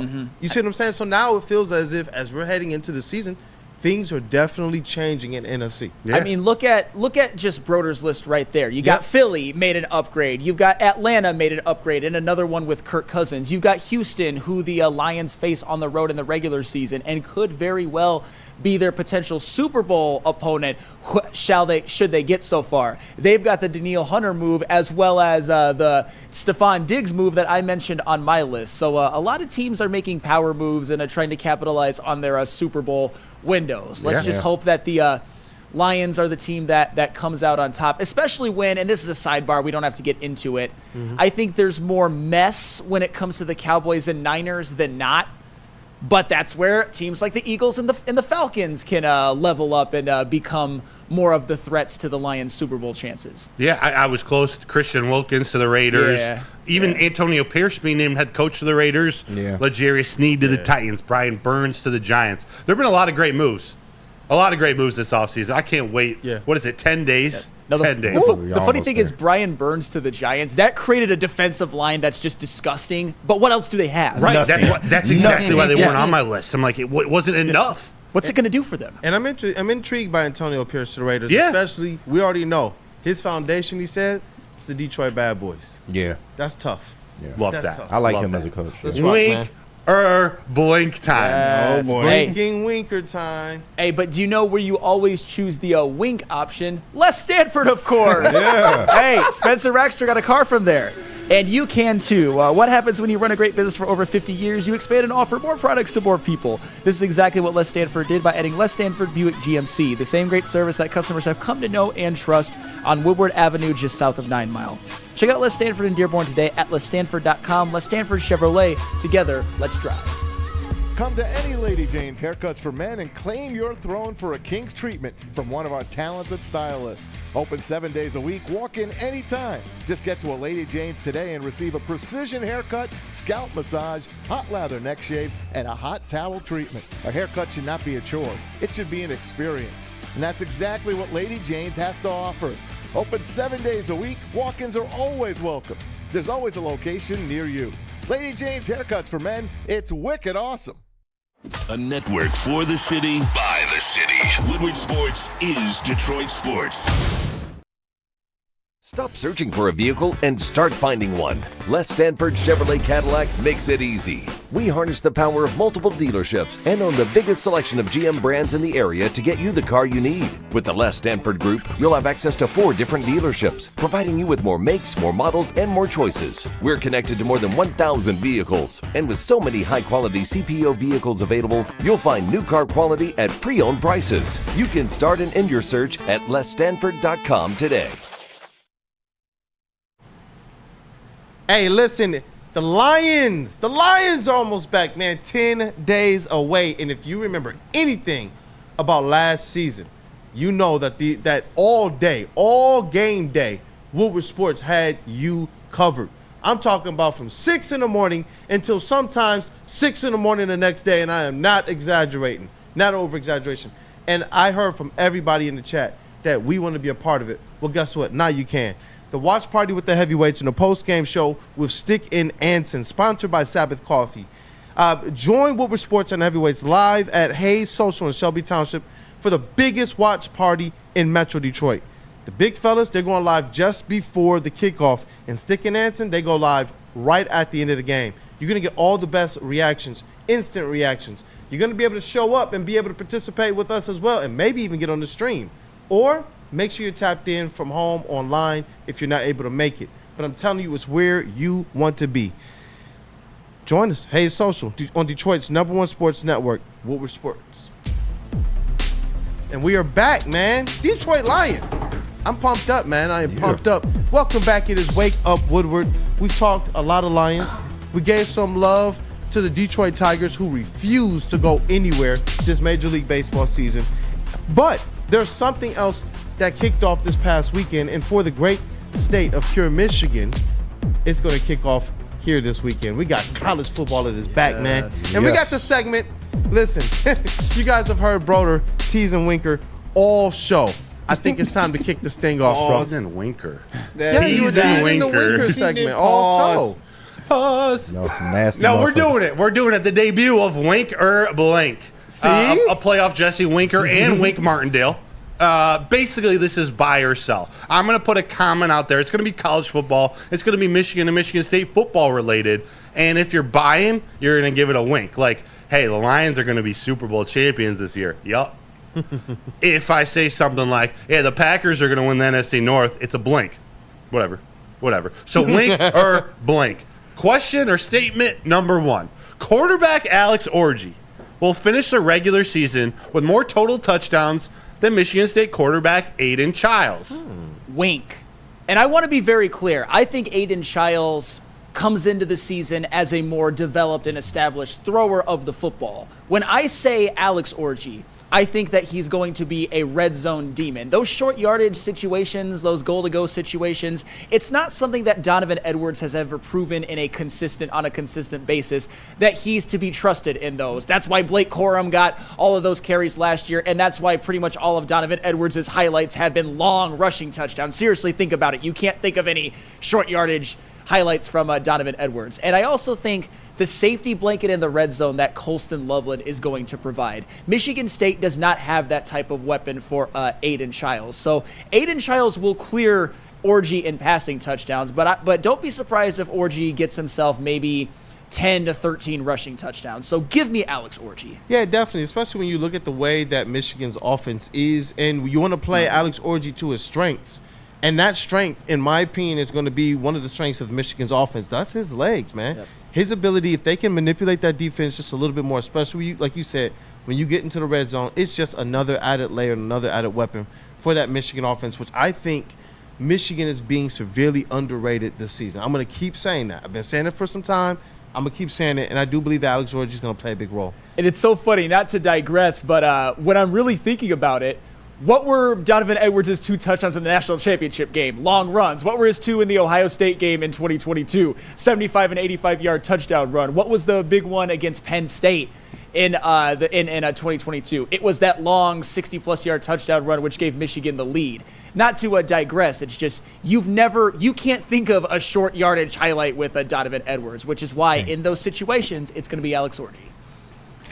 Really? No, Resident Sparty? I got to be the bad guy on this one. Resident Sparty? I got to be the bad guy on this one.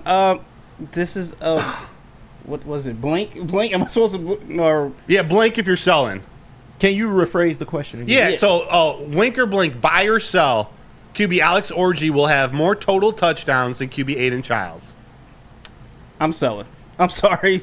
I'm selling. I'm sorry. Look, he blinking. I don't want to do this to you guys, but I'm just saying.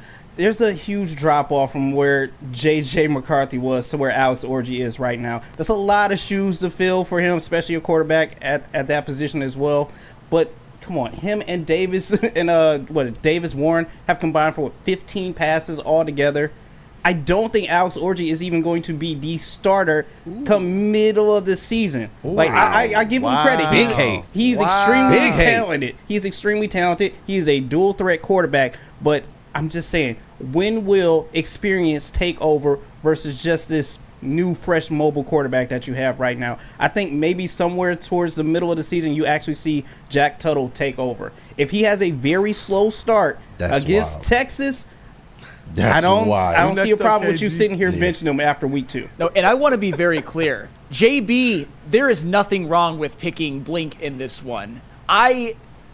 Am I being a little bit homer saying that Alex Orji will finish with more total touchdowns than Aiden Childs? Maybe a little bit. I can see the pathway when it comes to rushing touchdowns and having Colston Loveland as his weapon in the red zone. Which I like Colston Loveland, too. I like Colston. However, though, if a JB's vision comes to fruition, it might not even be close, but I think that Alex Orji will be the starter. But there's certainly an argument for Aiden Childs because I think even this season he's going to be the better passer. Yeah.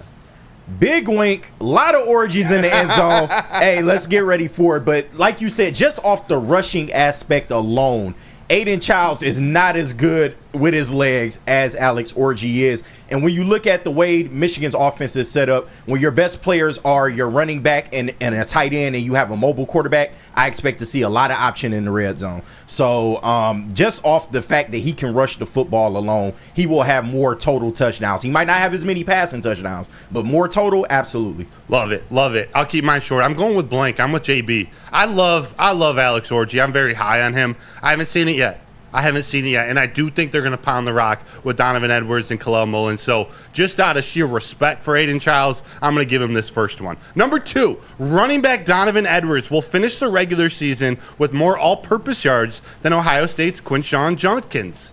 Judkins. Yeah. Wink. And I want, and this is another one where I'm not even trying to be disrespectful or be a homer. Quinshon Judkins is going to be sharing touches with Travion Henderson. They might be the 2 best overall running backs in the Big Ten, but they're on the same team. With Donovan Edwards, it's his backfield. I like Khalil Mullins, but he's clearly built to be the complement to Donovan Edwards. And I also think when it comes to Edwards, hopefully he gets some of his speed and his vision and his explosiveness back.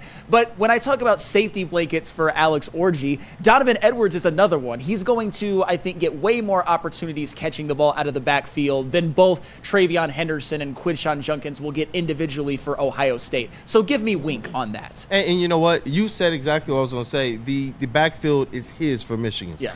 And I kind of pair this up with Alex Orji because the play style.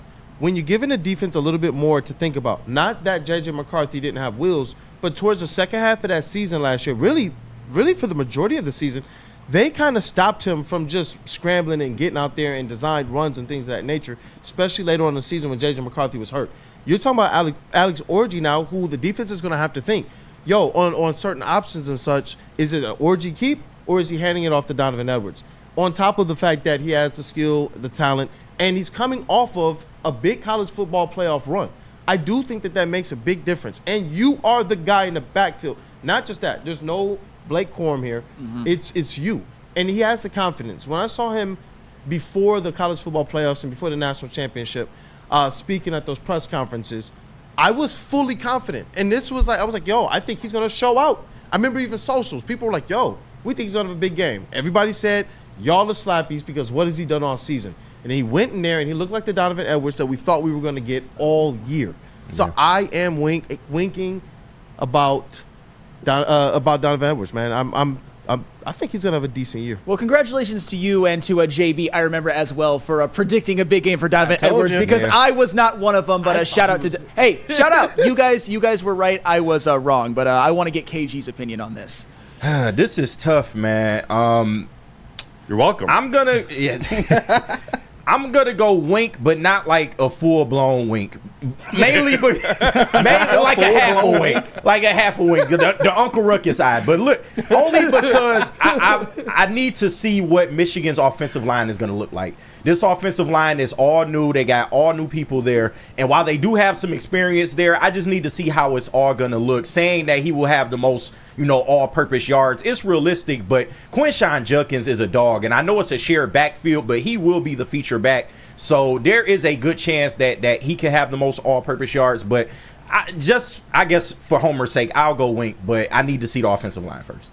Yo, I don't know what you guys are so scared for. I actually went big wink on this one. I don't mind this one. Like, if he can build that momentum that he had this past from the national championship game, which I told you he was going to be a surprise factor in it.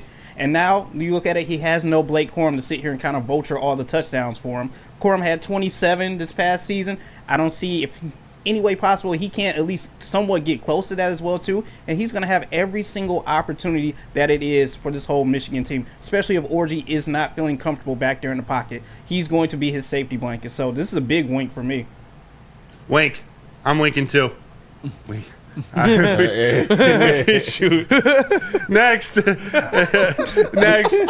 this one's gonna get the people going.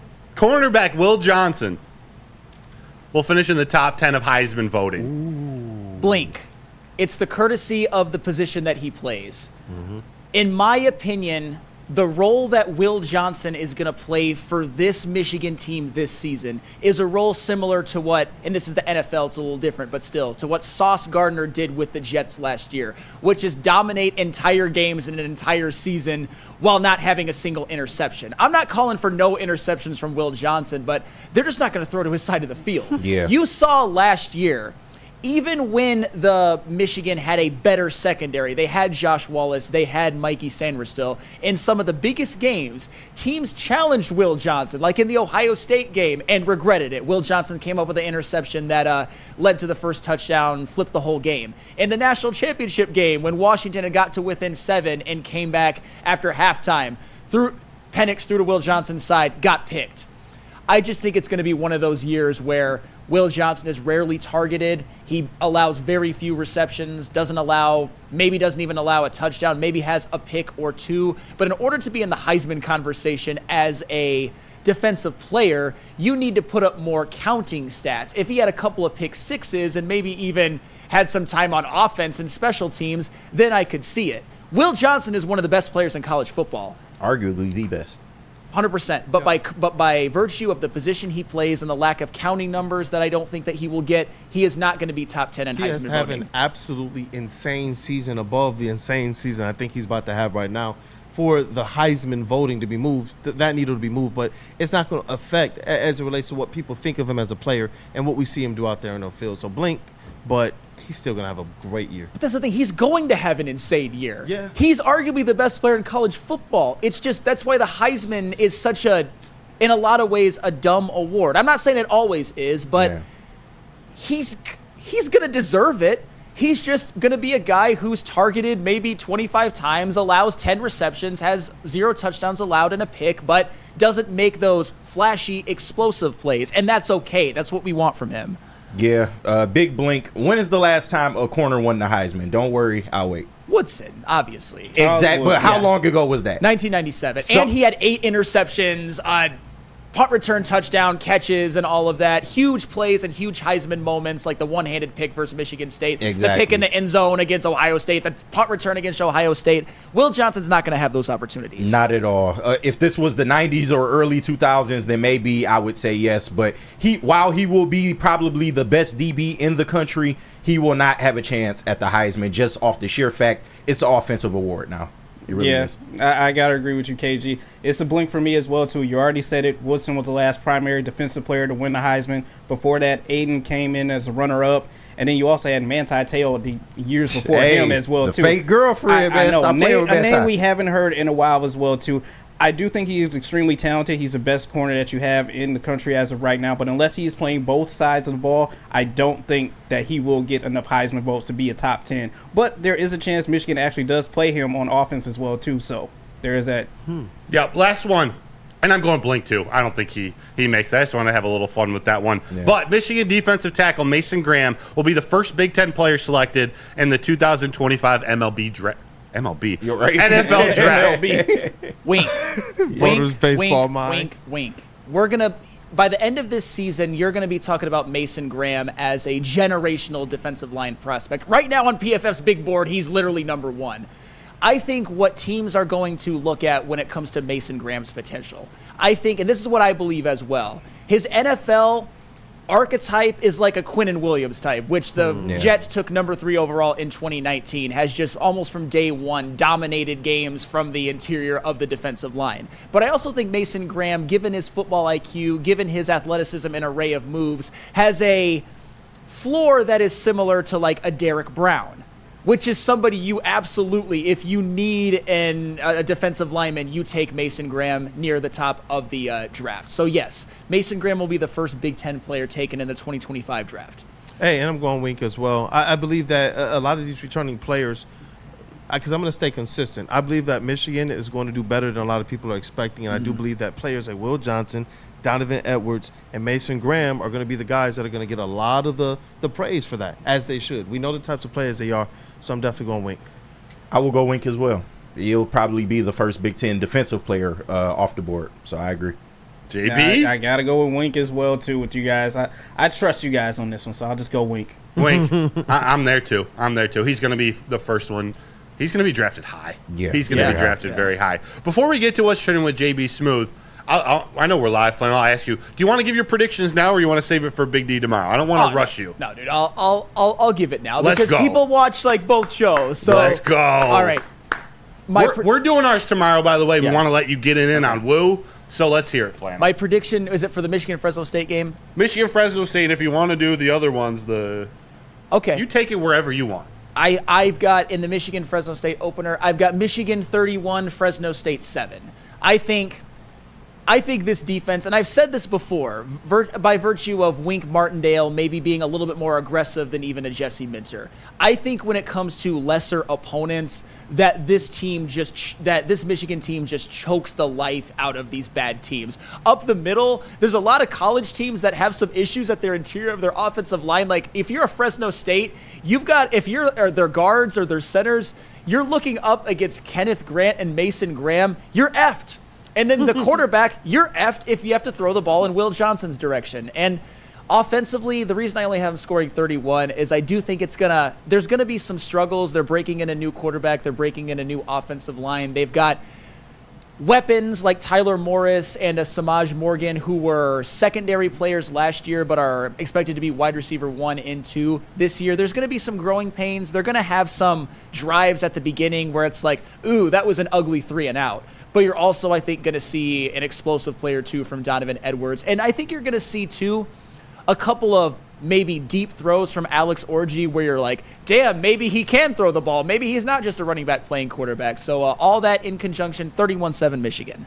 Ooh. Let's go. College football is back. I low-key want to play the schedule game, man. I shout out Rich Eisen. I like when he does the schedule game on his. So I do have all of their games up here if you want to run down the list really quick, Sam. Okay. Big Michigan fan. Yeah. All right. So you have a dub week 1 against Fresno State. Texas. Win. Week 2. All right. Week 3, Arkansas State. Win. All right. USC, week 4. Win. Minnesota, week 5. Win. Washington, week 6. Win. All right, we got a bye week and then at Illinois. Win. At home against Michigan State. Win. On the road. Oh no, that's a home game against Oregon. Loss. Okay. At Indiana. Win. At home against Northwestern. Win. At the Shoe. Loss. Ooh. No. It's a 10-2 season. That's making the playoffs. But it's a loss to Ohio State. No. It hurt. Ohio State, it's the pressure's all on them. And they do have, and I'm not going to, go around and tongue bath every player like our old friend Justin did, but they do have a very, very talented team, and I'm not going to deny that. Yeah. Joe, you know what? And I get what you're doing. You're setting yourself up for the ultimate high of highs. Oh, yeah. When Sharon Moore marches the gold blue militia into the toilet bowl and dismantles the vaunted OSU. I heard this last year. I heard this the year before. I've heard this the year before that. Let's go blue, man. But this year, and this is where I have to be fair, I think the talent gap is actually there this year. I don't think it's been there the last couple of years. You could argue maybe it was in 2021 as well, but this is the year where there's a lot of unknowns with positions in which Michigan has been, one of the best in the country. They were Joe Moore Award winners 2021 and 2022, and now they have a revamped offensive line. Yep. There's too many unknowns for me to pick them. Although, ask me that question again leading into the game. Maybe I'll be a little bit different. In the defense, we trust. Yep. Heading into the game, we might have actual long drink flannel. Heading into that game, yes. Yeah. Yes. Because you're happy or because it will be needed? The nerves are going to be on what, 150? Both. Yeah?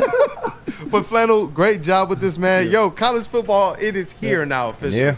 I can't wait because football, you got some pretty good expectations and some really good storylines across the board with all of the major football teams. So it's going to be dope, man. Lions, Spartans, and Wolverines. Hey, let's pay some bills because we got to get back because I know you ready to spark up in the booth. Oh, yeah. JB's ready to spark up anytime, and so is KG, by the way, and so is our old friend Justin, and he's not our old friend, by the way. I misspoke. Justin. He still does work for us, and he will be back in many capacities. Big clouds. Hopefully in a bigger capacity when he gets done with a school. But he's writing Red Wings for us too. Yes, he is, and he's going to Dispo. That's for damn sure, and you should too. How would you like $10 of free products from Dispo Dispensary? Screenshot this image with the QR code and bring it into any Dispo location, and you'll get a free $10 to spend in-store with a minimum purchase of $25. Visit Dispo Dispensary today or disposhops.com. Dispo Dispensary, your local cannabis plug. Braylon Edwards here, Premier Pet Supply. Man, just looking around, who's got it better than pets?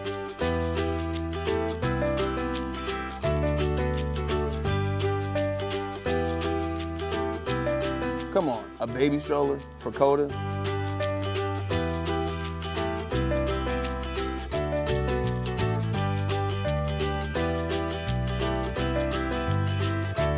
A chef for Lola? Really?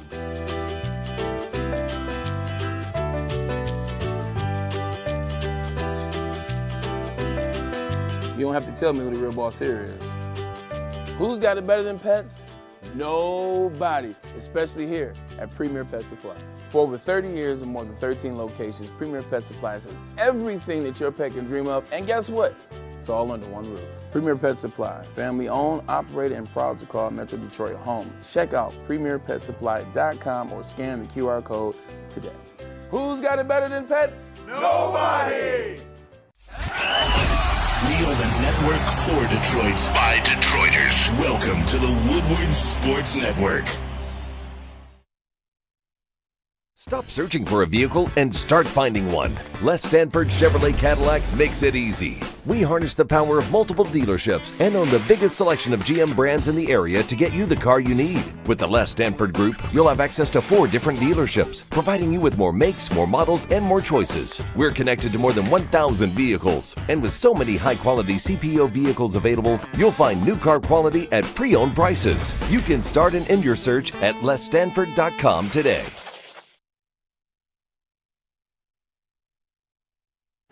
Join the best youth football league in Metro Detroit. The Boys and Girls Clubs of Southeastern Michigan's 3C Sports League offers youth ages 5 to 14 with 6 exciting teams to choose from in Detroit, Belleville, Highland Park, and East Point. All coaches are trained, certified, and undergo background checks. Register for football or cheer at bgcsm.org. Equipment, meals, and transportation included, all for a chance to play for a championship at Ford Field for just $175 per child.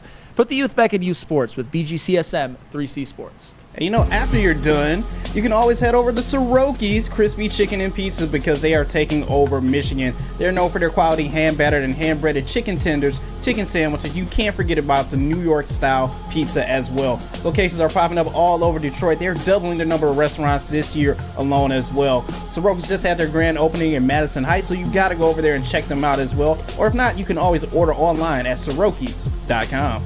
Let's rock, man. You talk about some elite ad reads, man. It's the WUW Crew, man. Welcome back. Thank you guys for choosing to kick off the day with Wake Up Woodward. I think that this has been a hell of a show today, man. Flannel, Sam, and Broder, they revealed their top 5 NFL offseason moves. We talked about the finalization of the Lions' 53-man roster, and there was some great conversation. Talked about Jameson Williams as well in that trade. It's always nice when you can just kind of, you know what, tee us up so we can spike the Vikings volleyball, Broder. It was awesome. This show has been great today. Shout out to that dude, Justin, intern Chase, and everybody else. Part of the WUW Crew and the chat family has been awesome. Now it's time for JB Smooth. Let's spark up, man. Let's do it. And now it's time for the most electrifying segment on the internet. Bum, bum, bum. It's What's Trending with JB. Live on Wake Up Woodward. Live from the titty booth, it's JB. Let's ride! Word to Chesty Malone. Word to Chesty Malone. What's going on, fellas? College football is almost here, and this is not an Ohio State jersey, all right? This is an Alabama jersey, all right? It's Devontae Smith, It is right? Devontae Smith, Yeah. so if anyone's trying to be mistaken in the chat. But I'm about to ruin your guys' adult childhood right now. It's already been ruined. What? Capri Sun is moving from pouches into What? bottles. No. Blasphemy. Plastic bottles. No. What? Nope. Can't do it. Can't win with No. it. For the love of Mike Singletary. Bro, for the love of BPA, what are we doing here? That's tough. Hey, this is the latest in moves that a couple of companies are making with their products now. Kids will now know Capri Suns to be in plastic bottles I instead don't of care pouches. about my kids. Like, That's about my pouches, man. kids. Oh, boy. What are we doing? This is where I have to be the voice of reason here. I like this move. Oh. And usually I'm more nostalgic than a convenience, but there were times when I would get Capri Suns in my Lunchables, which we all did, and I would like stick the straw like through the thing, and I couldn't even drink it. Easy access. Hold bottles. on. You know what I know no. Flannel's never done? Flannel's never put a Capri Sun in the freezer. Oh, He no. hasn't. Actually, Come on, I and have with it. the I pouch. have it. Are you kidding me? And for you know what, for the people out there that do partake in libations, it was crazy, man. The homies, they put the Capri Suns in the freezer. They took it out, cut it open, put a couple shots in there, and I was like, wow. Okay, I haven't done that. So that's what I'm saying. Like, oh, come Yeah. on, man. I'm always open to change my mind, and that's something that I might. You know what? With new Flannel's information. thinking now. I can't lie, I might be with Sam on this. Oh, Just what? thinking about it. Just thinking What? about it. Now, look, I will always enjoy the pouch. The pouch is iconic. But the fact that you can just drink Capri Sun just straight out the bottle, I always have liked Capri Sun, just the juice in general. So easier access, like Sam said. Who doesn't love easy access? I mean, come on now. Let's just be So you real tell me here. this is the sundress of drinks. It might be. It might be. Now, as long as it don't Okay. taste no different and the flavor is still there, then I'm with it 100%. Now, imagine if they did this for the Kool-Aid Jammers. You'd be on board. Say you wouldn't. With the little twist off top things? I don't know. Oh, the twist off bottles. I don't know. The twist off ones are it. They though. are. They are. Well, let me ask you this question real quick. Were you ones when you would drink Capri Suns, would you spike it through the straw hole or would you hit it from the back? The straw hole. I am a fan of hitting it from the back, but I went through the straw hole. Listen, when I would freeze them, I would cut them and I would. Never mind. I won't finish it. I won't finish it. I can't have that clip. I can't. Let's not finish that statement. But yes, that is the move. Capri Sun, you are moving to bottles, which I don't know if we kind of agree with that. But I got to show you guys this because this card just got pulled. Shout out to Broder for this one as well. The Shohei Ohtani 1/1 the anime card. Whoa. Some local card shop Look at pulled Broder's this. face, dog. Oh, I can't even tell you how unique and how expensive this Oh, card I know that boy is high priced. Broder has like authentic elation on his face, man. I'm not even an anime guy. I think it's a cool car. I actually immediately thought of Spenny, and I tagged him on Twitter. But this is huge as far as like Japanese. Exactly. Like, they would go crazy over this. Exactly. I think it's dope. Someone is going to spend a lot of money on this card. I don't know who, but someone definitely will. It'll be in Japan by the next year, I promise. Oh, no. Somebody in Japan is going to own that card. Someone in Japan will definitely own that card. But man, finally, I will end it with this. Sometimes you just got to watch out for the drop off. Oh shit. Oh shit. Poor guy. Scraped face. I almost spit my coffee out. His face is scraped. Oh, this is a youth version of what was that MTV show? Jackass. No. Scarred. Oh, Scarred. Yeah. Oh, I know that kid. Poor cried. guy. Yeah, Poor guy. Poor kid, man. Somebody come get the baby out. I actually had a moment like this as a kid when I was riding my bike around my front yard. And if you look closely, I have a scar underneath my bottom lip from completely wiping out on my bike, going face first into the gravel. Yeah, he got a helmet on and everything. But like you said, we all kids. We all done had that really bad accident doing stuff like this. I scraped my knee really bad down to my shin almost. Like, yeah, this is unfortunate, man. This is part of the game, though, man. Get back out there, Slugger. Bro, my parents, they had me back get out a push broom from a neighbor, and I did it on my bike, and I had the push broom across the handlebars and was just pedaling. I was like, man, how fast can I get back home? And all of a sudden, I am literally in the air off the bike. The handle, it hit a mailbox, bro. And I was like 12. I was in the air, skid. I didn't know how bad it was. All I know is I got home, saw my mom, and she was like, Brandon. And I just fainted. That's all I remember, dog. I woke up, and my dad was like, are you good? Yeah, arms, legs, everything was like scraped up. It was wild. Yeah. Herb Nash says, is that Justin? Young Justin. Normally, I would boo the children, but we'll let him slide. We'll let him slide, man. We'll let him slide Wilson today. said that helmet did absolutely nothing. It didn't. Need a face guard too. Need a baseball helmet. Right. Yeah. Oh, but that's it for what's trending, you guys. Let's hop into some mailbag. Hey, great job, man. Great job as always. Sorry for ruining your adult childhood with the Capri Suns. And I love you, children. I do. I love you, my Kool-Aid family. I'll still buy you guys Capri Suns in a bottle. Goodness gracious. I know, right? Times is changing, man. Times have changed. I got to get with the times? I guess, man. All right.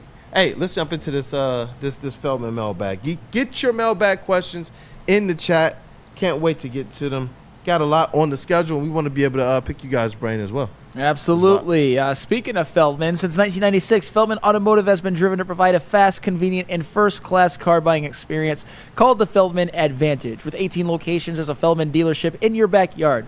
Visit FeldmanAuto.com to find the location nearest you. Feldman Chevrolet, Detroit's #1 Chevy dealer. Let's ride. The Great American Chevy Week is back and bigger than ever at Feldman Chevrolet. Choose from the largest inventory of award-winning Chevys, all priced to move for the biggest week of the year. Get this 2024 Silverado for only $213 a month, or this 2024 Equinox for as low as $249 a month. Feldman takes the Great American Chevy Week to another level. Feldman Chevrolet, Michigan's #1 Chevy dealer. A ton of fun, a ton of sports, and a ton of man meat. Welcome to the Woodward Heavyweights, live daily 5 to 7 p.m. on Woodward Sports. Come to any Lady Jane's Haircuts for Men and claim your throne for a king's treatment from one of our talented stylists. Open 7 days a week, walk in anytime. Just get to a Lady Jane's today and receive a precision haircut, scalp massage, hot lather neck shave, and a hot towel treatment. A haircut should not be a chore. It should be an experience. And that's exactly what Lady Jane's has to offer. Open 7 days a week, walk-ins are always welcome. There's always a location near you. Lady Jane's Haircuts for Men, it's wicked awesome. Dreaming of a new home but feeling the financial pinch? Mark White & Associates, your trusted real estate experts, are here to help. Mark White and his team will pay up to $5,000 of your closing costs. That's right, I said $5,000. Call Mark White Associates today at 248-290-8242 or visit them at markwhitesales.com. Again, call Mark White today at 248-290-8242 to make your dreams come true. And welcome back. What up, though, people? It's Wake Up Woodward, and it's been a show, man. It's been a show. Opened up talking about the red hot Detroit Tigers, 4.5 out, man. And now we're ending the show with the Feldman Mailbag, our Wake Up Woodward Mailbag segment presented by Feldman Automotive Group. Get your questions in. I know, Broder, I heard you over there already talking about you saw some good ones. I do. I see some good ones. Keep them coming in the chat. Put hashtag Feldman Mailbag so we can really see your question. I'm overloaded right now with great questions. Let's start with Big M. Feldman Mailbag. What's everyone's opinions on the Lions MVP of this season? We're going to do formal predictions next week, but what's your gut telling you right now around the horn? Jamo. No, I think it'll be Jared Goff. I think he has to be the MVP for this team in order for them to reach the heights that they want to reach. But you know this is going to be a team effort. They are all about the team. So I just look forward to how it's going to all play out. But ultimately, Jared Goff will need to be the MVP. Yeah, I definitely think Jared Goff will be the MVP. If I'm looking elsewhere, like right after that, I'm looking at Aiden Hutchinson stepping up and absolutely silencing all of the people who want to see him go out there and get those pressures, turn those pressures into sacks. I believe Aiden Hutchinson is going to be an absolute monster this year, and I'm expecting him to really just silence all of the doubters, all of them. Aiden Hutchinson for me as well. All right. JB? I got to go with Goff on this one. I'm going to go with Goff, but as KG said, this will be a whole team effort, so they're not going to just sit here and just praise one person. It's all about the team, but Goff will definitely need to stand out for him to be MVP. I'm going to go with Amon-Ra St. Brown, and I'm just going to leave it at that. Ryan's reaction had a great one. That was when I in the break was like, ooh, and KG brought up Jamo. Ryan's reaction, Feldman mail sack. Better 2024 season, Jamo or Marvin Harrison Jr.? Jamo. No, it's definitely Jamo on this. Marvin Harrison, because Kyler Murray, while he's an okay quarterback, we don't know what we are going to get out of him in the Cardinals this year. I do think they are improved, but we do need to see what Marvin Harrison will do with the Cardinals. Jamo is primed to have a big year. His role is increased. He's not the fourth option in this offense anymore. He's going to find ways to get the ball in his hands. He's going to have a monster year. Marvin Harrison Jr., individually. Here we go. Guys, I wouldn't be shocked at all if Marvin Harrison Jr. has a rookie season somewhat like Jamar Chase had for the Bengals. He's that good of a prospect, and he is the #1 receiver on the Arizona Cardinals. I think it's a damn near a lock that he has more receiving yards than Jamo. But like I've said, Jamo, by virtue of being on the Lions versus the Cardinals, will have the opportunity to make more high impact and high leverage plays. I think all of that is true, but overall, Marvin Harrison Jr. I'm going Marvin Harrison Jr. too, just because he's. Why do you hate one. Jamo so much? Why do you? I love Jamo. You know me. I love. No, that's true. It's only love Sam. me some Jamo. It's only Sam. We know. I said #1. He could get 900, 1,000, 1,100 yards as a rookie. I don't want to say easy, but he could get that. Jamo, I think, is going to be the 700 to 900 yard range, and I think that's going to be a great season for Jamo.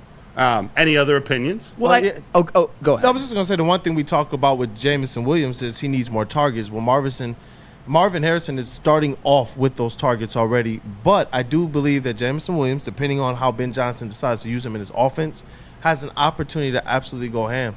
You're talking about through the air and on the ground. So yeah, sure. And one thing I want to just address before we move on is that I think people, and it's so weird because I know people are going to label me a Kyler Murray slappy. He's not Daniel Jones. He's a pretty good quarterback. I don't think having Kyler Murray as your quarterback is going to be a detriment to your regular season stats. I'll just say that. I don't think that that's unfair. Kyler Murray's fine. Yeah. He's not a detriment, but he does run the ball a fair amount, which could affect your stats. Like a little toddler. So for me, it's he dressed crazy. He do dress crazy. For me, it's Jamo 100%, only because Kyler Murray can't see you over his offensive line to actually even throw the ball to Marvin Harrison's direction. So Jamo. Waymo. All right, I'm going to hit you with two Tigers questions in a row. First from Just a Fan. Feldman Mailbag. If the Tigers sweep Boston, Are they shoo-in for the wild card? A shoo-in? Shoo-in. I still can't say a shoo-in, but their chances are greatly increased if they can go in and sweep the Boston Red Sox. I think that's what me and Broder are both really waiting on before we can positively get behind this wild card push that they're trying to make. But I wouldn't say shoo-in because a lot of things can happen even if they do sweep the Red Sox. Yes, they are. If they beat the Angels today and then sweep the Red Sox, that would give them a 10-game winning streak with games against the White Sox, with series against the White Sox, the A's, and the Rockies. Yes, they are a shoo-in. I don't think they will sweep the Red Sox, just for the record. I think they'll take 2 out of 3. But if they sweep after beating the Angels, 10-game winning streak, yes, they're a shoo-in. Let's go. And I'll take it one step further. IT Hips, Feldman mailbag. If the Tigers are 2 games out of the wild card with their last 6 games at home against the Rays and the White Sox, do you believe they make the playoffs? 2 games out, 6 games to go, 3 of which are the White Sox. If they get to that point, I think, punch that ticket. If that's the scenario and you get that close, don't break my heart again. Right. Don't break my heart again. Illich own teams. Get it done. It's going to seem counterintuitive to what I just said, but that entirely depends on what the other teams do, who they're chasing, who they're playing. If they're just as desperate as the Tigers are, which if you're holding on to a 2-game lead, you are. There's so many variables. In my scenario, I would actually, if they do complete the sweep of the Angels and then sweep the Red Sox, by the time there's 6 games left, I would think that they'd be in a tie with somebody. But if it's 2 games out, 6 games left at home, I can't say just yet. All right, how about this one? Alan W. Feldman mailbag. Brad said this morning that there were 3 players he wanted to keep developing but couldn't keep. Who do you think those 3 players were? I'm going to throw one into the mix, Stephen Gilmore. Are we talking about those who left? I believe, I didn't hear the interview, but I'm assuming it's guys who they weren't even able to bring back on the practice squad. Matthew Betts. Betts? I feel like they wanted to get a lot more out of Betts. Like I said, this was the first acquisition that they made this offseason was Matthew Betts. They had high hopes for him, and I think they wanted to develop him more. It just didn't work out that way. Rashad Wild Goose, anybody? What a name. I know, right? Yes, hell of a name. Hell of a name. What about Brian Hudson? He was a developmental center. I know that's not sexy. Yeah. Who else they got? Nate Sudfeld, anybody? Yeah. Nate Sudfeld too? No. I don't know how much they're developing Sudfeld anymore. Who would be that third? Ty Summers, the linebacker? He had a really big game 3. Okay, yeah, maybe Ty Summers, because he's somebody that also has played games in the NFL. I'm not trying to dismiss what Brad Holmes said because he's our Lord and Savior GM right now. But the guys he's talking about are guys who are probably never going to play a snap in the NFL again.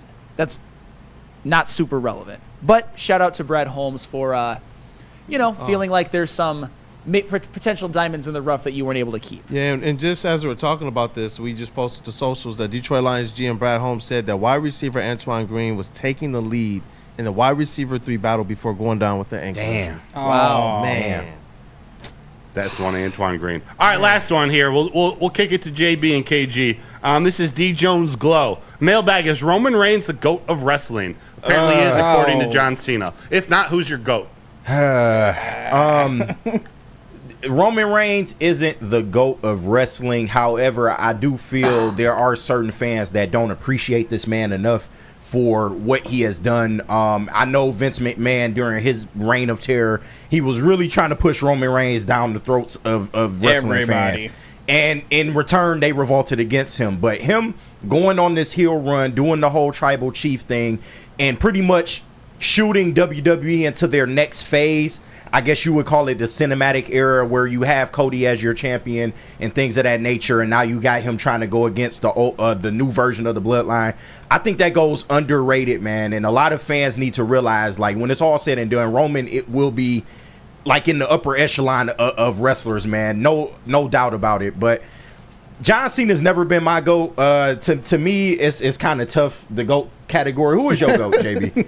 It's hard for me to name one because I got a couple. Yeah, it's really hard for me to name one as well, too. But I definitely think Roman Reigns will be up there, especially given his talent that he has. Seeing him step away from the Shield and being that main one to kind of shine and stand out above everyone else, especially as you said, his heel run with the bloodline, that is going to go down in WWE history. Nah, for real. So he's definitely going to be somewhere in that top GOAT tier category. Man was champion for 4 years. Nobody's done that since the 70s or 80s. Come on. But yeah, I still have a couple other people ahead of him as of right now, but he'll definitely make his way up there. Man. Look at Broder. Right. He just took the question off. What? I don't know shit about wrestling. I understand. Over there cooking up in the TD booth. We gonna take you to a WWE event. Hell yeah, you gotta go. I'm excited. Yeah, you would do well there. Oh man, dog, is that a show? I think so. I was looking at those likes too. Chat family is insane. Sickos, man. Thank you guys for supporting the WUW Crew. The likes are crazy. If you haven't gotten the opportunity to, go on ahead and hit that like button. Share the stream, post it, copy it, send it to your friends, family, whoever. Support the WUW Crew, man. It's honestly what we live for. We get up in the morning, we rush here through everything that we go through every day to be able to sit at these desks and be able to have these types of interactions with you all, talking about our Detroit sports, sharing laughs, having some fun, man, and kicking off our days, hopefully, in the right way. Thank you guys, man. It's been great for us, and let's break this thing down. Shout out to that dude, Justin, still working tough for the WUW Crew, as well as intern Chase, who was in the building and had to jet off. And got Matthew Broder, our credentialed Tigers and our Lions reporter and writer for the network. There's a lot for this show. Let's go. See you guys tomorrow. We got a big show planned again. Hey. Again. Hey, the vet of the squad. Let's get this chest pass. That is Flannel Sam. Hey, Fire today. hopefully by the time you guys all sit down at dinner with your families, the Tigers will have completed another sweep, this time of the Los Angeles Angels. Tap in 1:10 p.m. today. Let's go. Tap in, man. And you know what? You always got to stay tapped in with the elite, the wonderful, the stupendous, the great, the magnificent. I'm talking about some dogs. So, we got in the sound booth Detroit's #1 draft pick, that is KG, Black Hollywood. My dog. Hey, appreciate y'all, man. This has been a great week. We are almost to football season. What you looking at, my shirt? I'm looking at the shirt. Oh, Purple Gang, man. One of the first organized crime families in Detroit, bro. Yep. And they were also black, a black organized crime family. So had to show love there. But yes, this great show, man. Football season almost upon us. Let's get it, man. Brother, he kills me, dog. Love you, man. I love this thing. Shout out to WUW Sports MVP in the TD booth. That is JB Smooth. Hey. Friday's just a day away. Friday is just a day away. Amazing show from all of you here in studio. Football is tonight. There is some college football going on tonight. I know tomorrow we're going to have a betting segment as well, too. But a little bit of a tease. I'll give you this one. Hey, drop some nuggets, bro. South Dakota State is taking on Flannel's favorite team, the Colorado Buffaloes and Deion Sanders. Yep. I'm taking the points with San Diego State. Or South Dakota State. I apologize. Yes. Hey, I love it, man. I can't wait. I'm looking forward to that segment. I'm looking forward to the college football coverage, Red Wings, and all the other pro sports teams that's going to take place here, man. It's been Waco Woodward. It's your boy Brandon, aka Detroit Kool-Aid, your credentialed Pistons reporter and writer for the network. Thank you guys for your support, but most importantly, have a great day.